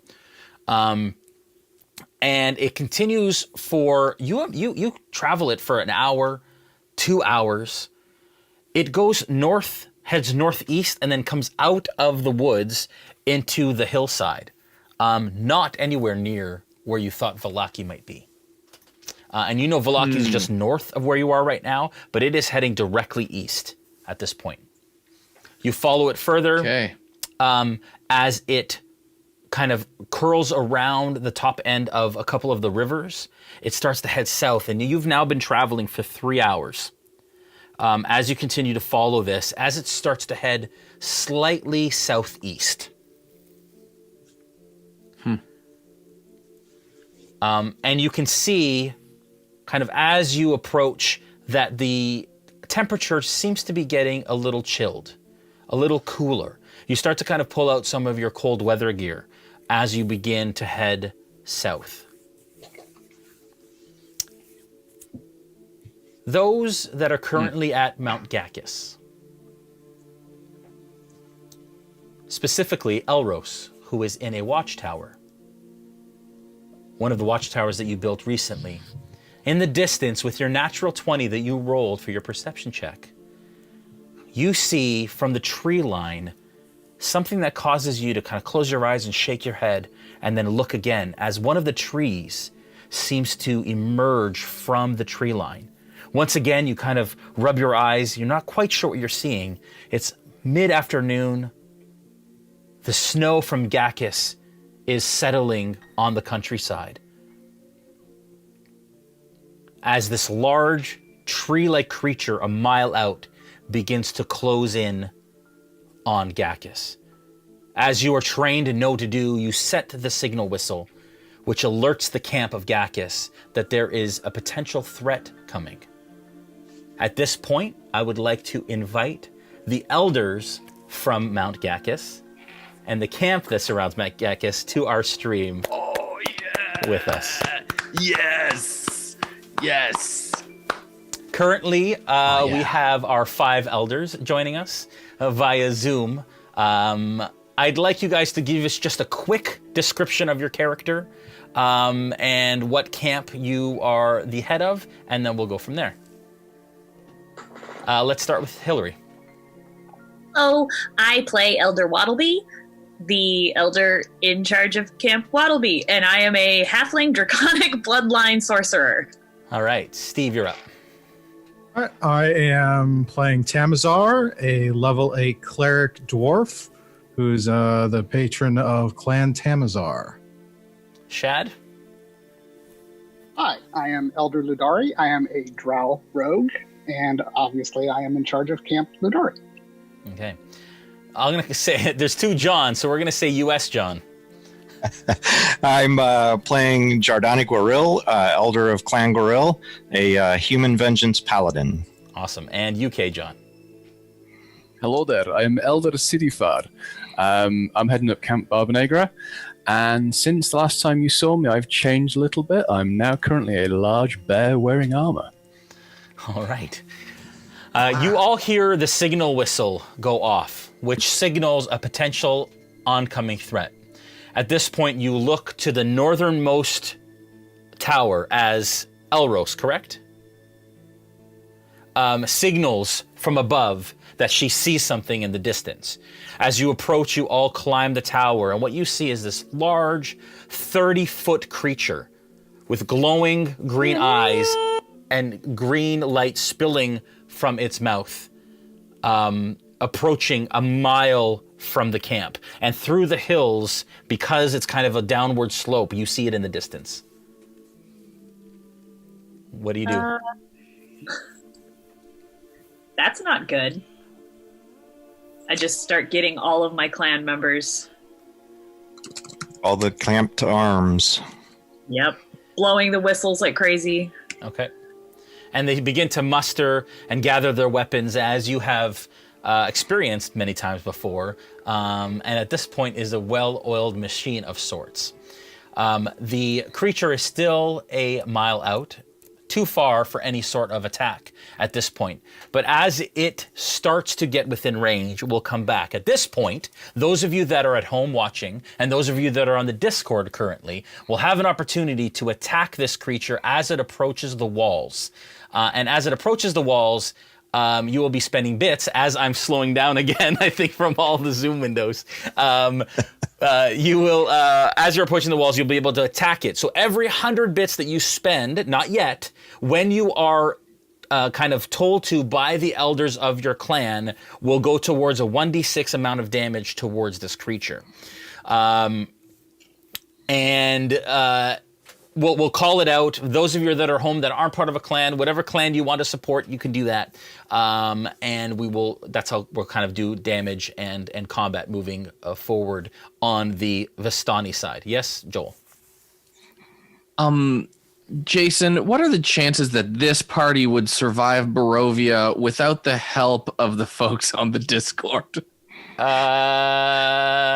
Probably the same chances that Muskoka has of surviving after you guys took like an hour to do what you just did. Yeah, did you see the last episode and a half? Fair enough. You're not doing good. Yeah, not so good. But we'll see. We'll see how this goes. All right, so Vistani, Camp Gakis, you do see, as this creature approaches, you see that it is being joined by all these little creatures who are kind of coming out of the wilderness and clambering up along it, almost building a carapace of armor, almost kind of doubling in size as it continues in your direction. You know these as blights. You know that there are vine blights, needle blights, twig blights, and they're climbing up this creature, creating kind of a thicker, tougher skin as it begins to approach. You wait as it comes. 800 feet, 700 feet. Finally comes within the 600 to 500 foot range. As you know that some bows potentially could reach 500 feet, is it? For longbows? 600. Okay. 6. So you're within range of some of those attacks. I will let, at this point, whoever... Elros is part of what clan? And Guerrero. Guerrero? All right. Yes, sir. I'm going to let Guerrero send a volley of magic that is within range and arrows towards the creature as it approaches, as you have all taken up residence in the tower currently.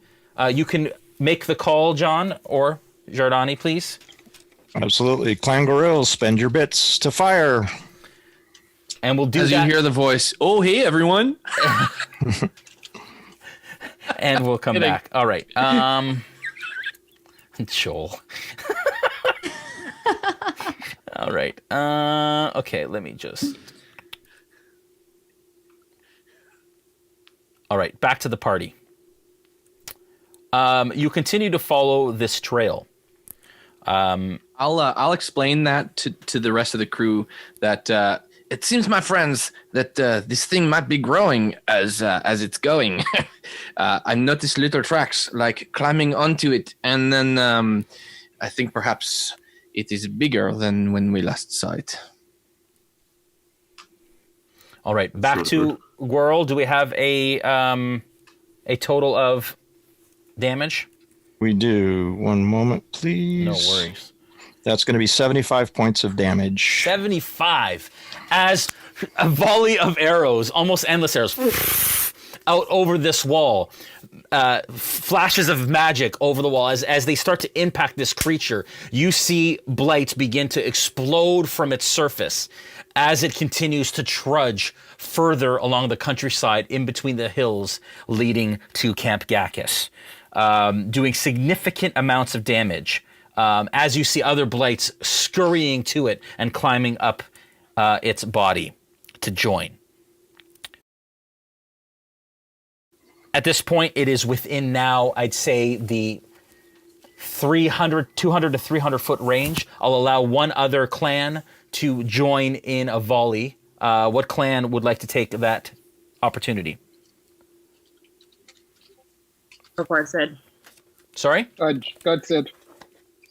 Okie dokie. Clan Barbenegro, open fire. Okay, and we'll come back to you. As you, again, party, enter into woods again. And you know that you're kind of entering the woods that are just north of Camp Gakis. You see the slight snow overhead over the canopy of trees. As you start to kind of enter, and you know that just on the other side of this is where Camp Gakis kind of splits Barovia in half. I'm assuming you guys carry on forward. Can you give me a... I think, right? Yeah, can you give me another survival check, please? Sure. Dang. That is 8. An 8? Oh yes, with advantage. Sorry. Yeah. Yeah, I have advantage enforced. So yeah. So that is a 20 dirty. Okay.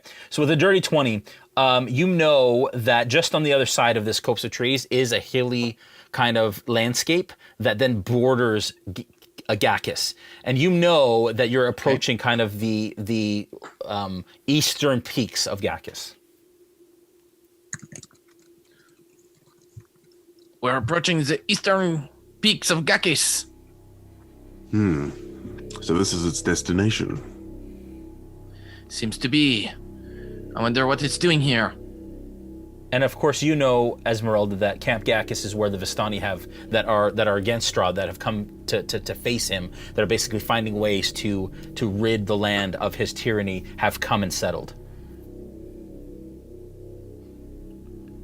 At least we know that here we will be aided by those who fight for our common cause. You break the tree line, and south you see this creature, which is looks vastly different than it did when you last saw it. And it is about a mile out from you. A mile out from you, and a mile from a camp that you see 2 miles in the distance, at the foot of Camp Gakis as it begins to climb to its peak. You see that there's a palisade that is built around this, and you see volleys of magic and arrows that are being rained on this creature. And as they make impact, you see parts of this creature flying off. Apparently, as I said, blights who are trying to protect this creature as it travels this distance to get to where it is. Back to I yell out. Yeah. Sorry, I yell out. No, in the distance, a camp. They're attacking Muskoka. Yeah, with concern. Okay. Back to Barbenegro. Damage. Muted. You're muted. 65 points of damage. 65. Very nice. You guys. Wow. It was my turn to do it. Wow. All right. Wow. Okay. As you guys approach, the creature is now within 50 feet of the wall. I'm going to allow another clan to take up arms in the tower as you're kind of replacing each other to kind of configure, reload your weapons, and then fire. Who's the next clan that will take that shot? Go ahead, Waddleby. Me? Oh, okay. Everybody from Clan Waddleby, start cheering. All right. As another volley hits. Party, you have now moved another... You're with Falpher at this point. You see the creature. Falpher, are you jumping in the Bjorn at this point? Yes. Okay. You know your target. You no longer have to track. You jump in. You guys are moving at 60 feet or so, and you imagine it's going to be some time until you reach this creature, obviously at a mile out. At 2 miles out, you're looking at about 30 minutes, the equivalent of about 30 minutes. And at this point, time is passing somewhat fluidly as we go. Those of you that are watching from home. Waddleby, what's that damage? Do we have a damage count on that? Almost. Prepper Jack kind of threw me there. Prepper Jack is pretty awesome. Is very that generous. like Yeah. Because that's going to be a Pretty lot. amazing. Whatever it is. Okay, let's see what this does. 300? That can't be right. That's right. That's right. 300 points of damage as 10,000 Waddleby bits go sets its full focused energy against this creature who currently holds the body of Muskoka in its chest. And you see a massive area of blights just explode off this creature. What class is Prepper Jack? Do we know? Prepper Jack is not on our Discord. He's just an amazing viewer. Right. That is right. Thank you, Prepper Jack. You're amazing. That's 300, you said? Oh, wow. Yeah. Wow. Basically, half of the creature is now, you can see that it's some sort of tree, like, blight. Now that all these, basically half of it has been cleared, you see that it's like a tree blight creature. The other half still covered in these blights as more continue to kind of join it throughout the countryside as it closes in. It is now, I'd say, about 10 feet from the wall. Party, you are making your way as quickly as you possibly can as this is all happening. I'm gonna say at this point, at 5 feet from the wall, the creature then hits the side of the wall with all of its force as the wall begins to shake and starts to bow against the pressure. Splinters of wood starting to fly on the other side of this wall. At this point, who has not yet fired? Vistani? That's Ludari. Ludari, let her rip.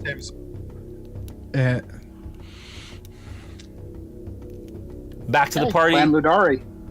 Let's go. The party begins to continue to trudge as fast as it can across the countryside. I'm going to speed up your... I'm just like riding in the... Yeah, I'm going to speed up your distance. I'm going to say at this point you are 200 feet from the wall and where this creature now stands.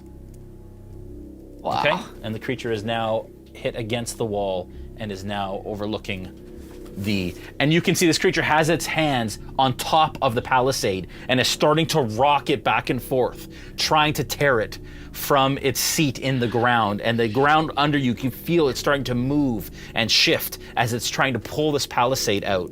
And you're all on the other side of it. Ludari? Okay, well, I had 66, but Prepper Jack just did another 10,000, so hold on a second. Roll 100d6. 346 plus 66, 412. Oh my gosh. Thank you. What is happening? Wow. I don't know. As you do this, a large, massive chunk of wood flies off of bark flies off this creature as it begins to stagger backwards away from the wall slightly, stopping it from trying to tear down the palisade as it has let go and is reeling on the other side, enough that you can't even see it on the other side except for Tamazar, who has now taken up a spot in the tower and has your eyes set. Steve, make the call. Start doing bits now. All right. As a volley is fired towards that creature, the party, you are now, I said 200, you're now 140 feet from the wall as you see a massive gout of timber fly off of this creature as you see it kind of reel back as it starts to, stumble backwards, like just back in your direction. Is it surrounded by troops? What's that? Is it surrounded by like troops, like the druids and No, so no druids, no barbarians, but you do see out of the trees some of the blights are still continuing to kind of clamber up it. Not as much as have been blown off and destroyed, but you can see that it is slightly regenerating or being refreshed. Its armor kind of being filled in every turn. You said we're how far back from it? 140. Oh, nuts. Okay, Tamazar, what do you got? One moment. We had another prepper jack incoming. Yeah, there's a lot more dice to suddenly roll. MVP Prepper Jack. Wow. Prepper Jack is the Mad Mage. Prepper Jack is the Mad Mage. Yes, the Mad Mage. She's the Mad Mage. Oh. I think Prepper Jack has earned that title. Yeah, I think so. All right. This is amazing. I just want to thank our Discord, first of all, for all you guys do for our community. I want to thank the elders for all you guys do while we're just waiting for these numbers to come in. It's really, really super awesome, and we wouldn't do this without you. We wouldn't want to, so thank you. So great. So great. It's that much, eh, Steve? Ran out of fingers? First half was 289. Okay. Jeez. Oh, wow.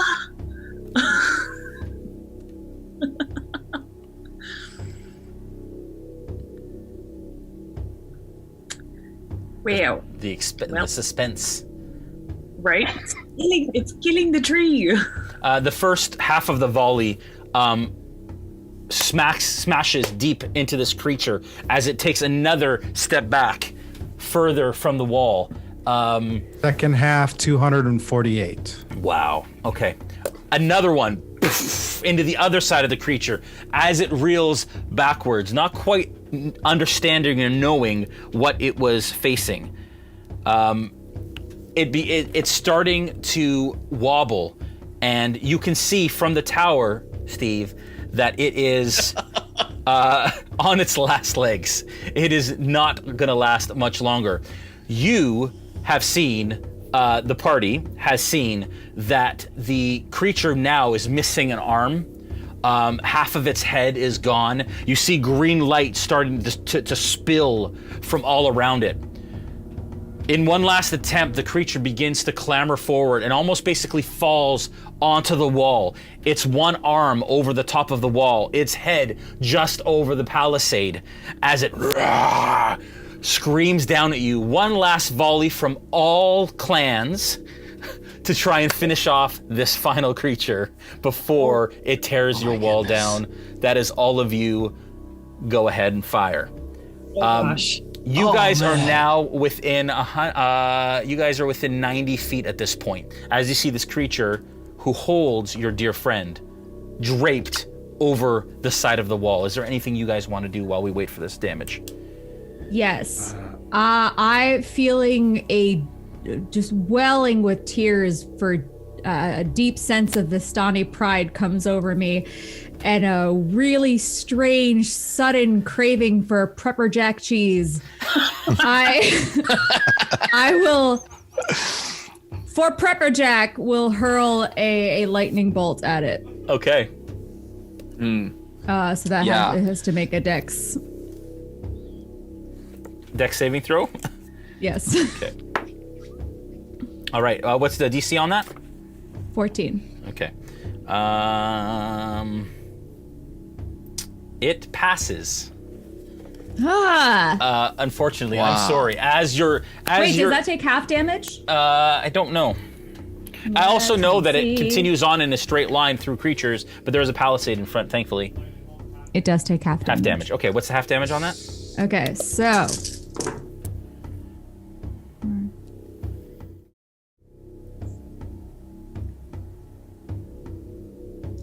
So 25 was the full damage. Okay. All right. So it begins, you see it, and you see this lightning hit from behind Vistani. And from your vantage, looking up at it, as it stands at the wall, you see it's racked with energy from behind. What is the final count of damage from the camp? 1 million. That's like another 293 at least. Okay. From Clan Garou was about 200. Okay, so anyways, the final volley. Guys, I didn't expect this much. So obviously this thing, anyways, with your final attempt, with all that you have, you put everything that you have in this final attack as it explodes in a shower of bark and timber and blights. The green energy dispersing as an explosion basically rains the camp with debris. Well done, Camp Gakis, you have destroyed the final creature even before the party could get there. Party, Wow, bravo. from your perspective, party, you see the creature decimated, basically disintegrated before your eyes, as nothing is left when the dust settles. You close the distance, and your heart, obviously, in your throat, wondering what the fate of your dear friend is. What do you do? Trying to just go and look for him, I guess. Okay. Yes, like frantically sifting through all of the broken twigs. I'd like you guys and to make an whatnot. investigation check, I would please. say All of you. I have never been more proud to be Vistani than at this moment right now. Thank you, everybody. Yeah. So amazing. And I will run over there and try to see if he's okay. Okay. Yeah, I'm gonna slow run, like slow-mo towards where the biggest pile of debris, I'd imagine there's different sizes of piles, and try to move them aside and see if there's any remnants of Muskoka. Identify pieces of him even within the pile. All right. Investigation checks? Yeah. 10. So that is 17. 21. Investigation is +6, so that's 17 for me as well. Okay. Debris everywhere. As you guys begin to kind of search the area, Falpher and Dmitri, at the same time, you see a large green gem about this size. And you can see that it sputters and crackles with magical energy and then goes dim, but is still intact. And you find that under a bunch of twigs and debris from the battle. Ezmerelda, as you kind of search around, you finally move a large piece of bark, and under that is what you imagine are the remains of Muskoka. I shake him to see if he's alive. You grab his torso, missing limbs, scorched, possibly burnt beyond recognition. You absolutely know it's him. Give me a medicine check.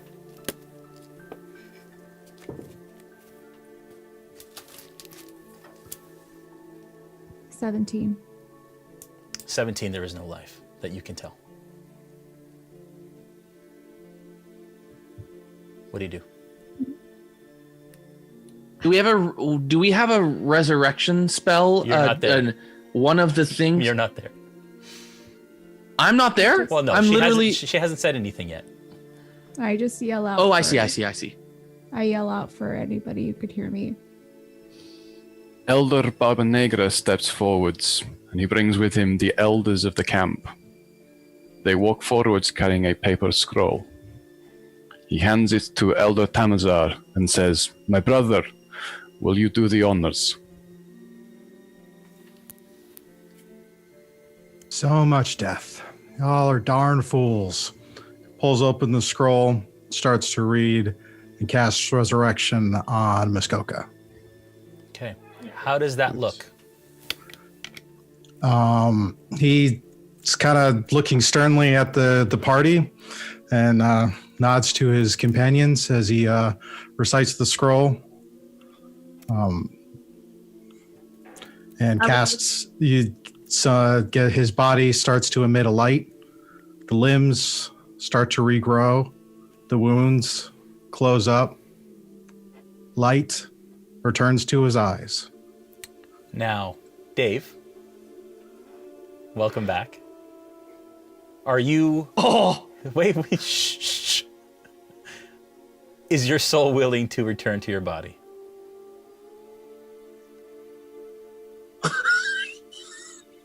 Yeah. Well, as if waking from a horrible dream, a horrible nightmare. Muskoka gasps and comes to life. Now, it takes an hour. Am I still missing limbs? So there was time. but you look down and the sinew and the skin is still sewing itself and attaching itself around you. You feel the tingle of life and blood starting to rush to your limbs. And as it ends, you are now complete and you have been resurrected. Oh my gosh. Do I have any memories of like what this beast was doing, or did it just kind of all go black as it went up? It went black, and then you were embroiled in a horrible nightmare for what seemed like an eternity. Coming back from the dead is an ordeal, though. You take a -4 penalty to all attack rolls, saving throws, and ability checks. And every time you finish a long rest, the penalty is reduced by 1 until it disappears. Okay.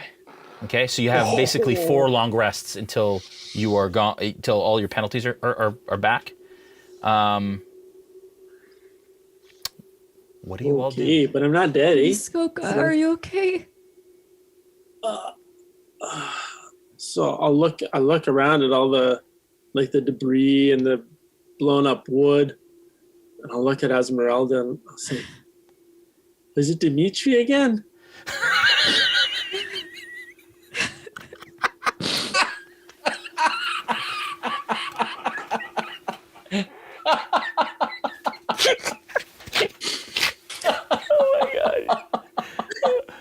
Ezmerelda, you keep strange company these days. I just what it is about him. I think it's I just think I like him because he smells like maple syrup. Burnt syrup. Yeah, in my tiny diminutive size, I just march up to Muskoka, seeing him in whatever state he's in, and I just slap him as hard as I can on the knee because I can't reach his face. Oh, okay. And like, what are you doing? Jumping into a giant wicker thing. Just stupid. I know. It was so dumb. Friend. That's why I said I should. I just start snuggling his leg. Like, thank you for coming back. Thank you. Oh, I didn't know you'd even miss me. I had the craziest dream. I don't know why I even climbed up there. Did you get the green stone? We did. Yeah, I think Dmitri has it. Yeah, so I'm holding it, looking at it. Muskoka, is it really you? Yeah, I guess. How would I know? I think it's me. Well, you just reanimated before our very eyes. We've seen it before, but how are you? I was missing the slap kiss thing. Well, I felt terrible going into it, so I kind of feel a lot worse now. Yeah. Sorry, we used you as bait. So sorry, Muskoka. Yeah, it wasn't a great idea. We tried to get there as fast as we could. Did you though? I was so sure you. We were pretty sure you were done for. Pretty sure. It's quite sure. And we were pretty sure we were done for. What happened? We barely made it, Muskoka. What happened after we barely made it through? After I was eaten up inside of the wood. Do you know how traumatizing it is for a lumberjack to be consumed by a tree? Ironically. Nightmarish. As you all kind of, as you all, your tears begin to subside, you do look around at the elders of the camp. And the rest of the camp has kind of spilled out through the walls and has kind of surrounded the area that you were in. A lot of familiar faces, some you haven't seen before. What do you all do? Thank you all. Once again, you've given us something we can never repay you for. If anyone is in need of healing, we have many healing potions that our clans have brewed. I can also take a few minutes and cast a prayer of healing real quick on them. Okay. Let's do that. What are my hit points like after being revived from the dead? 1. Yeah, so Samazar will take 10 minutes and do a prayer of healing. Okay. And each member of the party gets 20 points of healing. Wow. It's a 4th level spell. It does 4d8 plus 3 up to 6 creatures of my choosing. Awesome. There you go. So y'all look a little rough. Elder Barbenegg will also mention to a member of his clan to go bring food out for you as well. Food and water. How about we bring them in camp instead of standing outside? Because whatever else might come, I don't think we want to be out here because these guys look a little worse for wear. Because obviously they've been up to something. Yes, that's true. Maybe they will tell their tales around the rock tonight at the campfire. Well, I think we owe you at least elders. To share tales, but I kind of need to rest too. We can let you rest. It looks like you need it. Looks like you all need it. But y'all definitely should come within our walls and rest and tell us what other trouble you've been causing. This How camp much is. time do you have? This camp is incredible. I feel I've been. We can tell you about the last bonfire that Dmitri lit. It was quite a journey. But yes, we really do need the rest and the help. We cannot thank you enough for. We would not be here without you, our friends. You've given me hope that Was there's it still some that brought goodness me in back? Barovia. Looking at how distraught Ezmerelda is, Barbenegg will put a big bear claw around her shoulders just to comfort her. And I will walk up to Sterling and reach up max height for my arm and take his finger and say, "Hi, do you remember we played before? Do you want to play?" Yeah, of course I do. Look, I still have my mustache. And I put it on. It's a little singed because there was some fire, but look, I still have it. You look so handsome. I thank you. Can I ask you who it was that resurrected me? You see the dwarf standing there in his armor, looking at you. That'd be me, lad. I seem to be doing that a lot lately for people who get in over their head. Well, that was us. He got in over his whole body. I could never. It was repay you. overhead, underfoot. Over the next number of hours, you all enter the camp. You settle over in and around the main fire in kind of the camp square. And there is music and there was celebration. And again, a small microcosm of happiness that exists within the land of Barovia.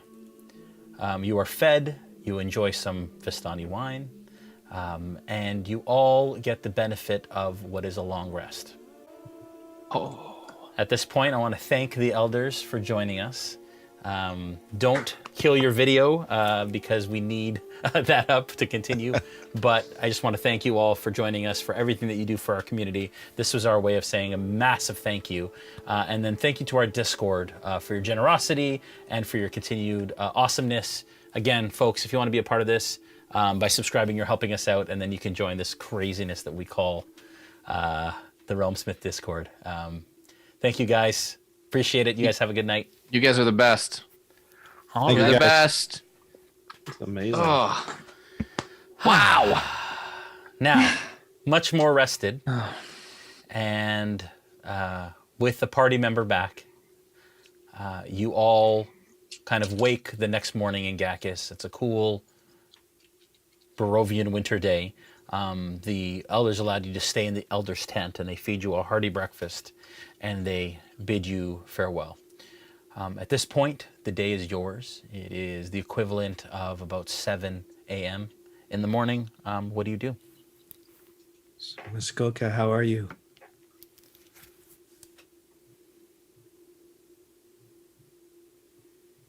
You're muted. Yeah. Sorry, can you go over again my exhaustion levels that I have? Yeah. So you get a you take a -4 penalty to all attack rolls, saving throws, and ability checks. But every time you finish a long rest, one long rest. Yeah, it's reduced by 1, so now it's -3. Yeah. Okay. Last night was pretty tremendous, my friends. Tremendous. I don't think I'm emotionally No? ready for puns. I'm only happy that That's the only way I get through my day. I think you have to leave this one alone. Oh, okay. Get it? Do Wait. you see what Leave? I did there? Leave. Yes. Leave this one leave alone. it alone. Leave it Fine, alone. but if you get to do them, I will as well. You've had your fill, Falpher. But I'm still rooting My for you. chlorophyll. Yeah. Oh. Oh no. Oh, yes. Yes, he did. Yes, he did. See, that's the spirit, Muskoka. You're back. You are fully back. I'm I not did not fully want to back. say it. I'm not. I still feel really terrible. In fact, do I still have my max HP limitation from the eggs? Yep. Thanks. Oh wait. Thanks, buddy. Oh wait. Maybe not. Hang on. It survives death. No. Just Actually, a no. little You salt in don't. my burnt seeds. You no longer do. That's gone. So now we know how to That's you. cure it. That's great. Get to On the burn. plus We side, know how to cure it. you all have to do is die. And then Muskoka gets to turn another leaf. Ah. Oh, see, see. Actually- Now we are all. Muskoka, Go ahead, Dmitri. Yeah. there's something that we encountered in the brief time that you weren't with us that I think maybe you should have. Falpher, if you will. I'll just nudge you. I mean, but he does not. But Dmitri, he does not even need to know about it. It's like Well, he doesn't even need to. I What think it's did you only find? fair. I thought we got it for him. Oh no, you're right. You're He was the only one of us who fine. got You're right. You're consumed by a tree. This will help you in case you ever need to do any gardening, shall we say, pruning, if you will. This axe is all right. What's an axe? You didn't Against tell- plants. Oh. So you guys went shopping for new axes while I was in the tree? No, we pulled it out of the Go tree near where you shopping. died. Falpher nearly died. Oh, I did this for you, my friend. That's for me? I Thank found in. No, I seriously, I did actually. I wasn't really going to keep it from you. We saw it in a tree after the big beast swallowed your body. There was another tree in the middle, and there was this axe, and it's full of engraving, and we were being attacked, and I zoomed in there, and I picked up the axe, and I was like, yes, you know who would like this? A living Muskoka would love this. Oh. So it was like a quick thing. But It you're wasn't dead. like you saw me go off. I got swallowed, but you saw it, so you grabbed it. Trying to understand the timeline. It was Doesn't after matter. he got Next to- swallowed, Next to us. Oh, and It took Well, us that's like good. 2 minutes to You That's should really cool. Can I understand see that, it? like, when you got swallowed by that tree, it like ran away really quickly. Yeah. oh. And It we took didn't us know some if you, time to catch up. we thought maybe you were, we didn't know if you were still alive. We had to try and do something. I I wasn't. mean, let's be honest. If we looked through the wood outside the gate, we'd probably find a few of your limbs. oh, Am I still missing? He's not wrong. limbs? Well, they grew back, but the other ones are still out Like there. the old ones? Healing's amazing. Maybe we that's should a stop. very creepy thought. Do you think maybe we should stop branching the party like we did? Oh yes, like Yes. it's think like splitting wood. That's a good lesson to take from this. And It really It's- sapped the life out of me. it just occurred Wow. to me because when we left things off at the end of the last session, Sterling was carrying the unconscious dude we had tied up. Right. Yes. Yeah, you were. I may have forgotten about that. And I don't think we would have left him behind. And you're strong enough to keep him on your shoulder the whole time. He's probably on the other side of the harness. I do. Yes, it's clink, clink. The plan. He is actually he never came to, and he was actually still in obviously not just unconscious, but some sort of, you imagine some sort of magical coma that has actually kept him unconscious this entire time. Okay. Assuming we still have him with us, and he is Vistani, right? No, he was dark-skinned human, but not of that you know. Then assuming that we still have him with us, I would probably want to suggest that we leave him here. In the camp? Yeah, in case he can be healed. And okay. Yeah. Okay. Yeah. All right. We should take the opportunity to yeah, I was just going to say we should probably take the opportunity to find someone who can help us get him out of this magical thing. Do we know it's magic, Jay? That he's like, that he is unconscious magically? Yeah, like with the time that you spend with the Vistani, you all kind of surmise that he is not unconscious by any non-magical means. There's something else going on. Okay. So are we going to leave him here with the Vistani then? And we should explain to them first, I think. We don't know if he is good or evil, and so if he does wake, they may need to have somebody that can, take care of him if they need to. We should also ask him questions because, he was on the back of Strahd's horse. We have an enemy in Strahd. Oh, that Perhaps he knows things. man. Yes, no, I'm just remembering that guy. What if he's a vampire? Could he be a vampire? But he was bound with silver chain, remember? And I pull out and I hold up the silver chain. Who's that guy? But why would he be bound by silver unless he was... Where? Yes, well, I believe I recall the idea was that it would need some sort of transformative creature to animate the tree creature. And so that's why presumably this person is is that why they transforming took sword. Muskoka instead? So Yes. was Strahd bringing a werefolk to power this beast, but instead I just climbed into it instead? Mm-hmm. Yes, you kind of used it as an escape, but it was a trap. But kind of egotistical of him to bring his own thing to battery power, like his own effigy. I wonder if this gains brownie points with him. I don't think so. We saved him a sacrifice? True. In fact, this gentleman owes us his life, if by that count. Don't know if he will see it that way. We should, at the very least, speak to him. He must know something about Strahd and how he got on the back of that nightmare is surely something we should discover. Yes.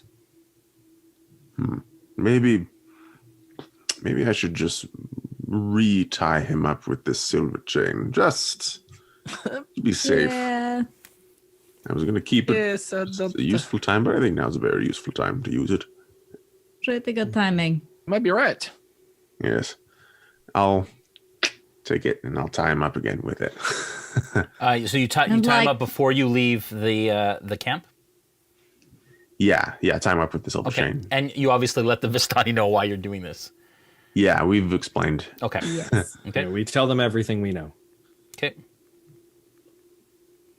I want to where is this guy? I kind of want to hang out sort of near him. Yeah, he and I are kind of really in this thing together. Like we're both shifters of one form or another, both meant to be a sacrifice for Strahd's monster.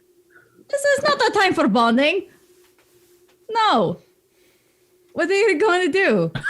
Besides, Why, you're gonna smile and show your little silver teeth at him, and he's gonna run away from you.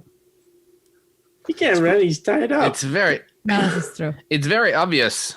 You barely even need to smile. We can see those two big things shining in your face. Pretty obvious. All right, what do you guys want to do? Yeah, I wanna I was rest. going to ask. Okay. All right. Yes, of course. We will let you rest some more. But we do need to organize our thoughts here, Muskoka, because we were on the trail of some other purpose. And can someone remind me what that purpose was? We had a laundry list. Yes. There was the hags. The Mad Mage. Remember? But And more the mage. recently, we were The trying to help the hags. were-ravens and get them their crystal back. Yes. Yes. I have the Which we crystal. have. All right. Can we summon the ravens? I Sterling, hope you they were pretty appreciate successful. like everything that went into attaining this. Yes. I mean, Yes. Muskoka has like first his baby limbs. I guess if the other ones grew in, like he's got his baby Deadpool, where he's limbs. got the tiny hands. Yeah. Yeah, exactly. Yes. Can we just do that for a little while, Jay? Could Muskoka Until just he have little rests baby enough. hands and feet? And- I'm like, sure you Untitled want Chapter. That's not how In it combat. works. But Oh, I like the so much sentiment. fun. So all this is happening. Are you? I'd Yeah. just be scanning the sky for ravens Okay. just to see. Yeah. Give me a survival check, a nature check, I should say. 9. Okay, nothing that you can see. Various birds and such, but up in the mountains here, it starts to get pretty cold and pretty bleak from a nature perspective. Do you guys plan to stay here in the camp? If they allow us, yeah. I think. guess so. Yeah, I think that'd be a good idea. So which camp yeah, are if we we in right could, now? that'd be great. We are in Camp Gakis, as the Gakis. top right corner will indicate. Okay, but it's a kind of a tiny picture on my Zoom screen. Pin it in speaker view. You want to stay in the camp? Oh. Well, I mean, from a strategy perspective, guys, what do we think about Dave actually getting 3 more long rests out of a time in camp so that he can be fully Can we healed? spend the week here? Listen, Yeah, like let's I spend think the we week should here just- maybe. Spend a few days. Yeah. Yeah. Now So- that our immediate goal was to make sure that Muskoka lived, Yeah. which Well, So I think other now- than like the other things you did, it was like the first thing you had to do. Okay, so you're Listen, spending. So you are spending some time in the Vistani camp.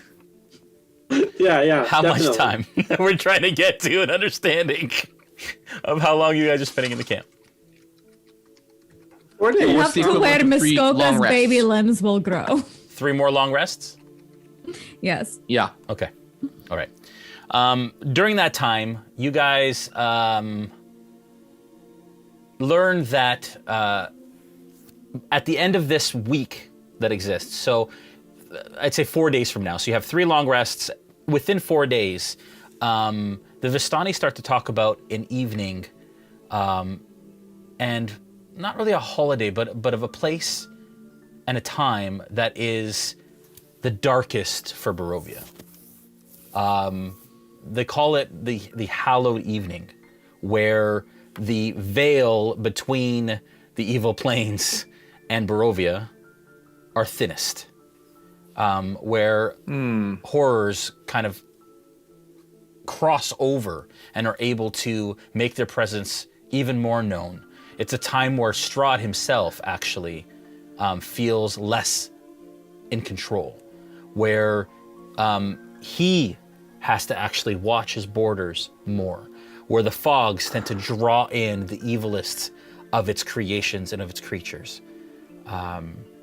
And the understanding that you have is that the Vistani tend to prepare for that evening. And in that time have told you that you need to make sure that you are in a place that is defensible and safe as possible. The 3 days pass. You pass, I'm assuming, most of the information that you have about what's happened in the last number of days. They pass information to you as well. I do want to try on this plate armor. Okay. Just to see. Yeah, and you do, but it's not super comfortable. You can tell it's more decorative. It wasn't quite made for you, and armor tends to be quite form-fitting. So even though you can wear it, it's not quite ideal, I'd say. Okay.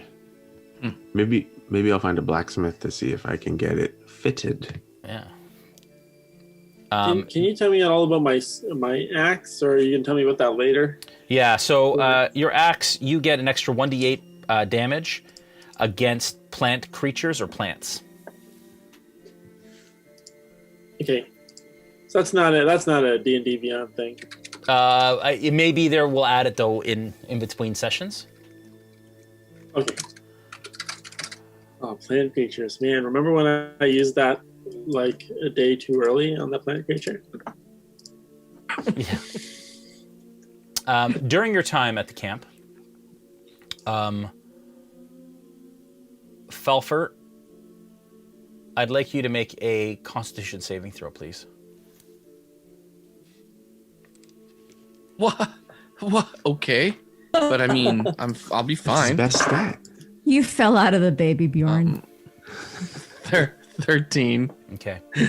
On the third evening, 13.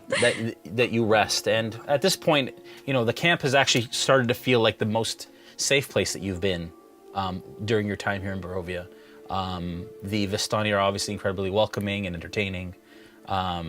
You trade, and I would say that over the next number of days leading up to our finale, you can take that time between now and Friday to chat in the Discord with the Vistani as if you're spending time in the camp. And that will allow you to engage in bartering and exchanging of items and that sort of thing. And whatever they can potentially make or give to you within that time is okay. You are visited again by the hag, Falpher, in your sleep. And unlike this time last we get time, along great, right? Unlike last time, though, you're able to escape it, but narrowly. You imagine that this isn't going to end anytime soon unless you all do something about it. Huh. Muskoka, can I give you a perception check, please? Actually, I'd like you all to give me a perception check, please. Number 14. 12. 22 for me. Natural 1. Dirty 20. Okay. So with the 22, that was the highest, Joel? Yeah. Okay. Yeah. The morning after that third rest, you, Muskoka, are now past the penalty for and the, I guess, the fallout from being resurrected.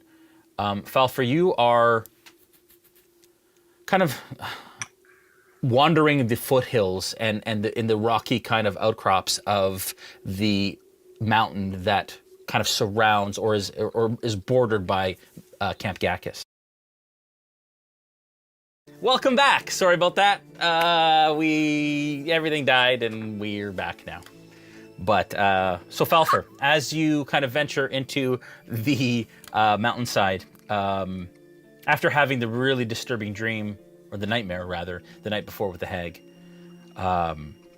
just northwest of Camp Gakis, the trees begin their steady climb up the slopes of the mountain.